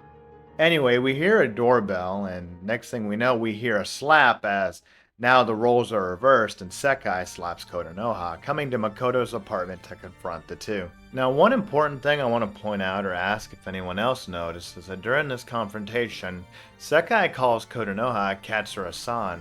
Now, obviously, calling another person honorific, that's what you do in Japanese, right? San or chan or kun. Why would you go out of her way to say san as in some, like, basically important Mr. or Mrs. to Kotonoha, a woman that she's basically chewing out right now? I don't think it's important, it's just something interesting. Anyway, she's yelling at Kotonoha and Makoto and wondering why Makoto would do this if Katsura tricked him. And of course, at this point, finally, Katsura speaks up and says, Sekai, isn't this all your fault? Didn't you try to seduce Makoto? And did you know about Setsuna? She brings up Setsuna out of nowhere and like, yeah, Setsuna liked him too. For the first time in the anime, someone calls out Sekai for what she's been doing. How she's been trying to seduce Makoto from the very beginning, even when she introduced Kotonoha and Makoto together. And then to hurt Sekai, she brings up Setsuna. Now, Setsuna, why bring her up? Well, again, she's trying to hurt Sekai, saying, look, all along when Setsuna was trying to get in my way, it wasn't for your sake, it was for hers. And then Kotonoha turns to Makoto and says, look, I'm kind. I'll forgive you for everything you've done. I can give you this nice, easy life that you've been wanting. I'm sorry, what? Oh no, she doesn't say that, obviously. That's just what the story's telling us, right? I'm sorry, I got the two confused. Anyway, she tells Makoto, hey, everything's gonna be fine. And they start making out right in front of Sekai. Kinda evilly, right? That's kinda mean. Damn. But the shoe's on the other foot, because remember, all this time, Makoto's been doing it with Sekai all this time, and Kotonoha's been the one left out. Now finally, Sekai's getting a taste of her own medicine. While witnessing this, Sekai screams in terror, and we get our final transition screen, this time devoid of any characters. We see Sekai walking home in the cold and dark. Now, keep in mind, she's supposedly pregnant, right? So, no matter what, this is pretty messed up to just, leave your ex-girlfriend pregnant walking home alone in the cold dark, but maybe that's just my observation. Anyway, Sekai then reflects back on the past, and we see a scene that we haven't seen yet. And the scene is possibly before the school year. Sekai and Setsuna are talking. Sekai is giving Setsuna the rundown on Makoto, saying his blood type, his name, his reputation, and even getting a picture of him too, to Setsuna. So apparently Setsuna either asked or maybe just implied that she wanted information on Makoto, because remember, Setsuna liked Makoto first, before Sekai. So this would mean that Sekai knew that Setsuna liked Makoto, but I guess Setsuna maybe backed off. This is all before the events of the show. It's like, nah, I don't know, maybe not. So then Sekai took her chance at Makoto, which is a pretty messed up thing to do as a friend, right? But anyway, we get one of those play scenes again. Yeah, remember that with Setsuna? Only this time, Sekai's the one confronting the characters. And we see, it's not subtle at all, but we see the characters telling Sekai that, hey, this is what you did. You went up to someone and you were like, hey, aren't I a good girl for bringing you such a pretty flower? Flower meaning girl in this situation. Aren't I great? Shouldn't you praise me? And it was basically just a way to get Sekai closer to Makoto. That was her objective, right? She never wanted anything for Kotonoha at all. All she wanted was for Makoto to notice her. And she won. But in the end now, look at what's happened. And that she's the cause of all of this. Sekai then has to face the reality that she is the cause of everything that has happened so far. Now, the beauty and complexity of all this is I don't necessarily know if that's all true. In fact, I'm not sure I believe it. Because keep in mind that Sekai was willing to back off for Katsuro's sake, and when Makoto was coming on to her at the pool episode, she was like, "Hey, get your hand away from that." But remember what I said during that episode too, that she gave Makoto kind of a weak push off, like, "Hey, you're groping me, stop, cut that out, mister." You know what I mean? It wasn't done in such a way to be like, "Hey, go back to Katsura," right? She wasn't exactly pushing Makoto off as strongly as she could have, you know what I mean? So at least she was keeping the door open for Makoto to pursue her, and of course, this is the way it all went down. To say it's entirely Sekai's fault is absolutely wrong, but by now I believe I've demonstrated that, well, if Sekai had never gotten involved in Makoto's life or Kotonoha's life, none of this would have ever happened. As a matter of fact, had she not been involved at all, Makoto would be with Setsuna right now, and everything might be a lot better off. But we have no idea. Hindsight's 2020. We then get our transition scene, which is the final one of the show, devoid of any character, saying, "Hey, this is it. This is the end." After realizing all of this, or having an inner argument about all this, she falls to her knees, Sekai does, and says, "Hey, no, this can't be right. Makoto wanted this. He said he liked me," and all this stuff. Like, it can't all have been for nothing, basically, as she sits there in the cold darkness in terror. The next day, Makoto does one of the worst things he possibly could do to Sekai, basically cementing his fate. I mean, this is absolutely atrocious. He texts Sekai, who picks up the phone with hope in her eyes and a big, giant smile. It's really sad to watch, honestly, guys. It really is. But Sekai reads the text message and her smile forms into a frown. And I'm sorry, this is really painful. My voice just broke again. But I cry a lot because I'm a big fat baby. You know what I mean? But the message basically is from Makoto reads, "Hey, Kotonoha says she can show you to a good doctor that'll take care of it." Implying that, yeah, she should have a termination of the pregnancy. Now, guys, I don't know how you feel about pregnancy termination, and I'm not here to argue that. I'm a guy at the end of the day, right? So I'm never going to experience it myself. We don't need to get into that. But Sekai wants to have this baby, all right? She's never said anything about not wanting to have the baby. So to just suggest, "Hey, you ought to just Minecraft your baby," that's horrifying. That's horrible. And that should set anybody off. That should be a horrible thing to say, especially over text message of all things. I mean, Makoto, what are you doing? But of course, if Sekai was to go through with the termination, that would basically reset everything and everything would go back to normal, minus Setsuna being gone and I guess Taisuke now being a rapist. And Makoto and Kotonoha would be free to start their relationship like it should have been from the beginning. We then see Makoto at school, but he looks around for Sekai and sees obviously no Sekai. I mean, man, wouldn't that be awkward? But rather, Makoto gets a text from Sekai saying, "Let's meet alone tonight, just the two of us." Makoto's obviously thinking, well, we're going to talk about the termination, right? He doesn't even realize, no part of him thinks maybe this could be a very bad thing, of course. Now, I just want to take a second to remind you all, this empty classroom here with no Sekai, right? Remember the peaceful school days that we had from episode 1 up until now? Remember the goofy music? Remember the characters being silly? The comic relief? The weird filler episodes with the school festival? You know what I mean? Like, even though every episode had plenty of drama, there was a lot of even though it wasn't that funny, there was a lot of lighthearted moments, you know what I mean? And to see where we're at now. Now we're talking about the termination of a pregnancy. I mean, can anybody comment? When have you seen an anime that talks about the termination of a pregnancy? And I know it's the A word, but I mean YouTube. I'm trying to be careful, right?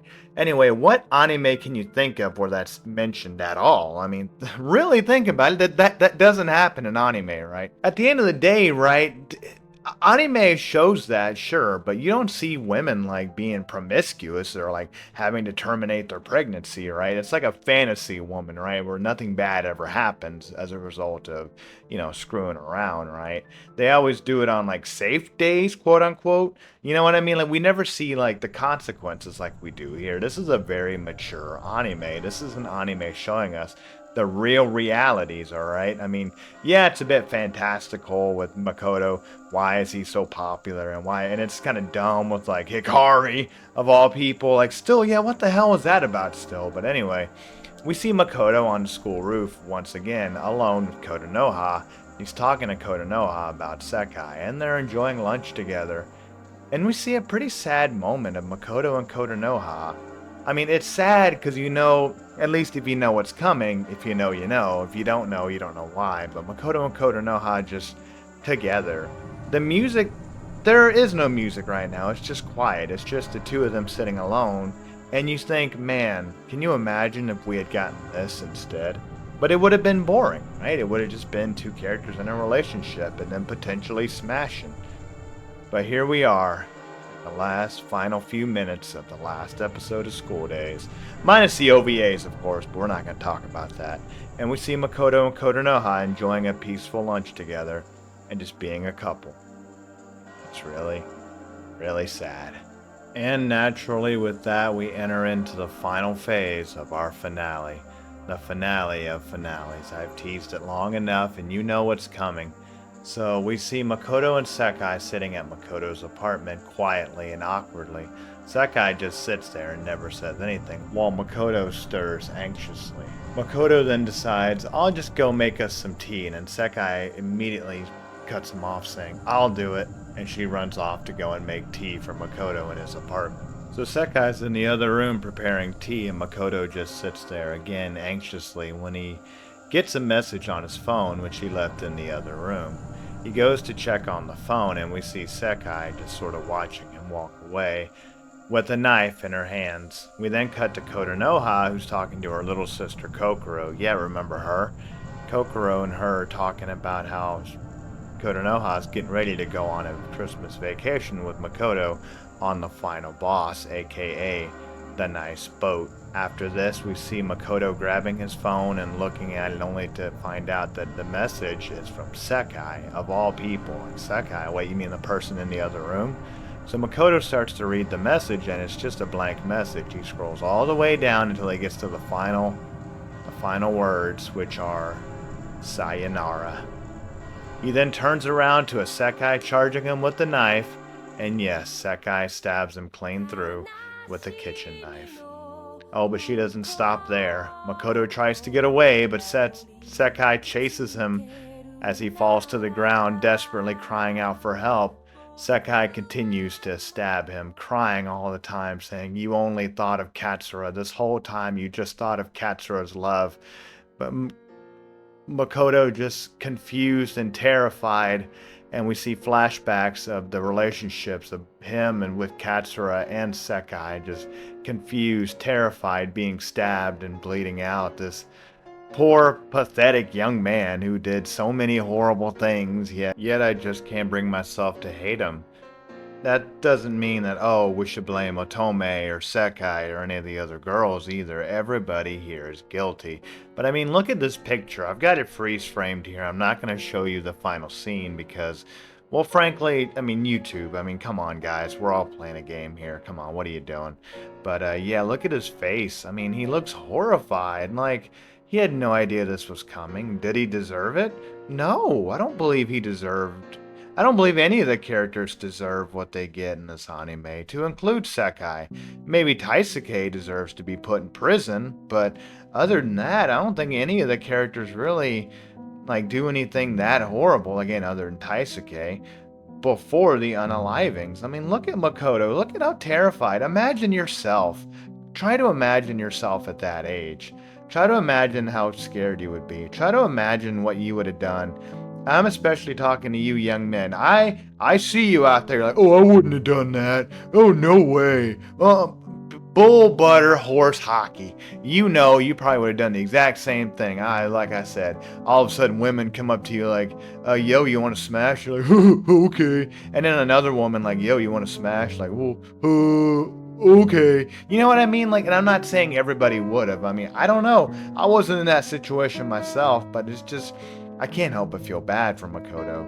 Anyway, Sekai continues to stab him and then basically unalives him, Minecrafts him. I gotta be careful still, YouTube. You know how it goes. But Yeah, Sekai realizes what she may or may not have done and then stands up and runs away. Our next scene is of Kotonoha entering the apartment to see a now deceased Makoto and starting to, turn blue, which is really, really creepy. And remember all the happy go lucky fun days? Remember the beach? Remember the school festival? Remember all that stuff? Yeah, look at this now. Oh my goodness.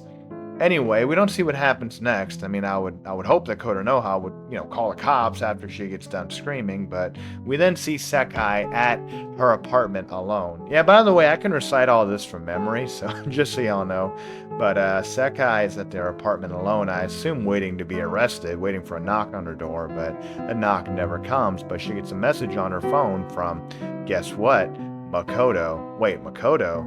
Oh dear. It says to meet him on the roof, and so that night she does. But now Sekai may be going crazy, but she's also no dummy, and she's willing to and capable of defending herself. So she brings that same knife, which I guess she decided not to throw in the river to dispose of the evidence, but what do I know? Anyway, she brings a knife with her, and who's waiting on the roof but Kotonoha? I mean, obviously to us, but she had no idea that would be happening. Kotonoha then asks her, Yo, did you go to that clinic I suggested? And of course, Sekai says, No, why would I do that? Why? No, I'm not going to do that. So Kotonoha is essentially accusing her of lying about the pregnancy.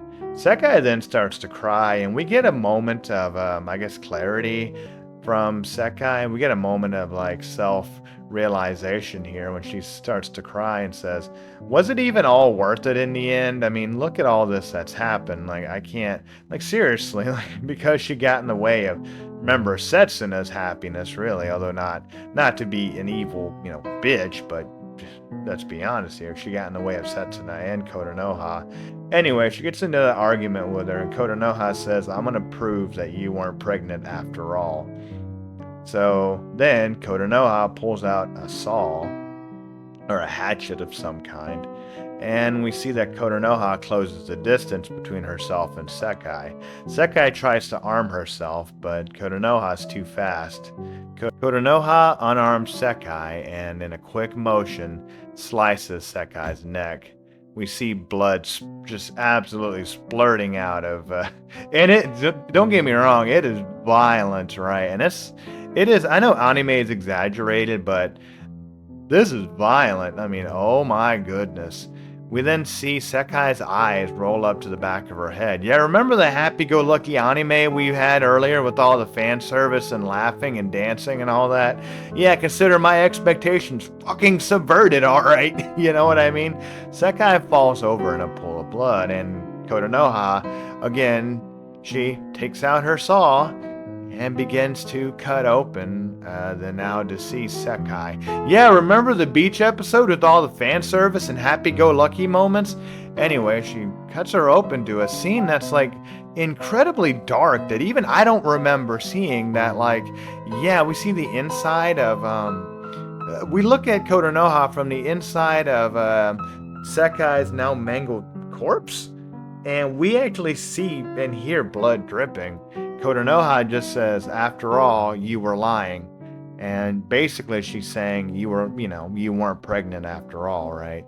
Which I want to point out that, like I said in the School Days Iceberg, Kotonoha is absolutely not a reliable narrator, and she's certainly not a doctor, so she has no idea what the hell she's talking about. Though it does open up an interesting theory that I have that maybe Sekai wasn't pregnant after all, or at the very least, she just thought she was. But I don't know, it's up in the air, guys. And again, we never even get this far. Most people don't. They get 2 episodes in and are like, oh man, where's all the shonen fighting? Well, I don't know. That looked like a fight to me earlier, but where's all the Super Saiyans? You know what I mean? I don't know. Most of y'all clicked off in the first 15 seconds anyway, but regardless, we see the end of the anime when we see the final boss, the nice boat on the ocean. We see that Kotonoha has absolutely lost her mind yet again, and she's holding the severed head of Makoto. She says we're finally alone after all on the ocean. And then we get the credits.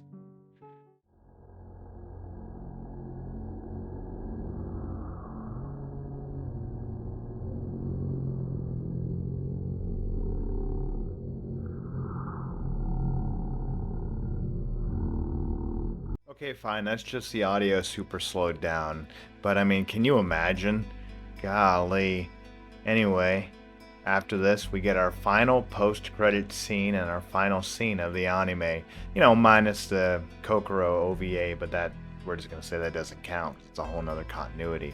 In our final scene of the anime, we see a school without Makoto, Kotonoha, or Sekai, and we see the characters we've come to know, at least most of them, right? Taisuke's there for some reason. Damn it, I guess he didn't go to prison. We also see a bunch of characters from Shiny Days. I'm not going to point them out now. You can go ahead and take a look and do the research for yourself. That's pretty neat, you know. I guess I didn't notice these two on the bench here earlier. But anyway, we get Makoto's narration, we get Makoto's thoughts, or at least Makoto's previous thoughts, you know. I don't know at what point this is taking place, but we see a cell phone on the bench of the roof. We hear Makoto's words, you remember from the first episode, right? Makoto says that he was just happy and content to just look upon Katsura, and it made his day a little bit better. But then one day, I guess he decided he wanted just a little bit more. That's it. School Days is officially a wrap.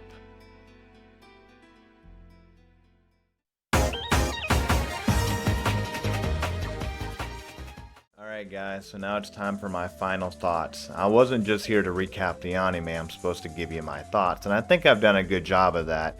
Leave me a comment letting me know how you liked the video, because this was in the making for a long time. But I want you guys to know that I love this series. It's my number 2, second only to Welcome to the NHK, which will always be number 1. Check out that anime, by the way. But what did it all mean in the end? What was it all about? I don't know. I'm not smart enough, you know, really. I have no idea. Okay, fine. I mean, like I said in the beginning, it's a subversion. It's not a romance anime. It's almost an anti-romance anime. It shows romance at its grittiest and realist, right? I mean, yeah, there's a bit of goofiness with the whole fact that Makoto's the only likable guy in the school and every woman wants to bang him. The Hikari thing, a lot of it just didn't make any sense, like the woman's motivations. But I mean, at the end of the day, right, when you look at it from a perspective not of love, but of young love, right? Young love, the young love that I experienced when I was in my teenage years, when I was having, you know, my first crush, my first kiss, my first prom, my first time, right? You know, and I look at Makoto and I'm like, damn it, I could have been Makoto. Now, honestly, was I like him? No, I was not. I was not nearly that bad, but I could see a path that my life could have taken. That could have gone down that route, you know, had I had that kind of opportunity, right? A lot of you young men will agree with me, even begrudgingly. You get it, you know, right? Makoto just had all these opportunities. He never had to face consequences for his actions. He was basically living in the visual novel. He was living in his visual novel route, which to me explains why Hikari was all over him for no reason, but at the end of the day, I said it best at the beginning of the video. This anime is a subversion. It subverted my expectations, and I think it subverted yours as well. And if anything, this is a realistic tale of love and harem romance animes, right? At the end of the day, like, there are consequences to our actions, and there are severe consequences to playing with women's hearts. And I believe, and this is just my opinion, this is an anime about the reality of young love. It reminds me of this movie I watched a long time ago called Kids. I don't know if you ever heard of it. Like, I don't need to get into it now, but essentially it's about a bunch of young kids like screwing around and really bad things happening, but you can look into it yourself. Anyway, I don't have a satisfactory answer on what the ultimate goal was, but I can tell you that this was certainly an experience. Again, the word masterpiece is floating in my head. I can't say it, but I feel like it's really good. And this is a really good anime. You will never see the finale coming. I mean, unless you've played the game or you know about its infamy. I mean, if someone were to walk into this anime totally blind, I'd like to get their perspective on it, having no outside anybody telling them, hey, this is a horrible anime, or it's gooner, or it's has a crazy finale or whatever. I'd like to hear what someone's perspective, honest perspective was on it. But if you made it to the end of this video, thank you. just thank you so much. All right, check out some of my other videos: the Mushoku Tensei analysis video, Chobits, Pokemon Fathers video, you name it. But most of all, thank you. And I want you to know, just pretend I'm sitting on the couch with you. I want you to know, thank you for being my friend on YouTube, not parasocially, but thank you for hanging out with me as I've gone over this series with you. And I want to hear what you have to say. Did I change your perspective at all? Did I miss anything? What do you think? Am I just a dumb gooner? Maybe. But thank you for being here anyway. I certainly hope you take care. その日がちょっとはマシになるような気がしてたんだ。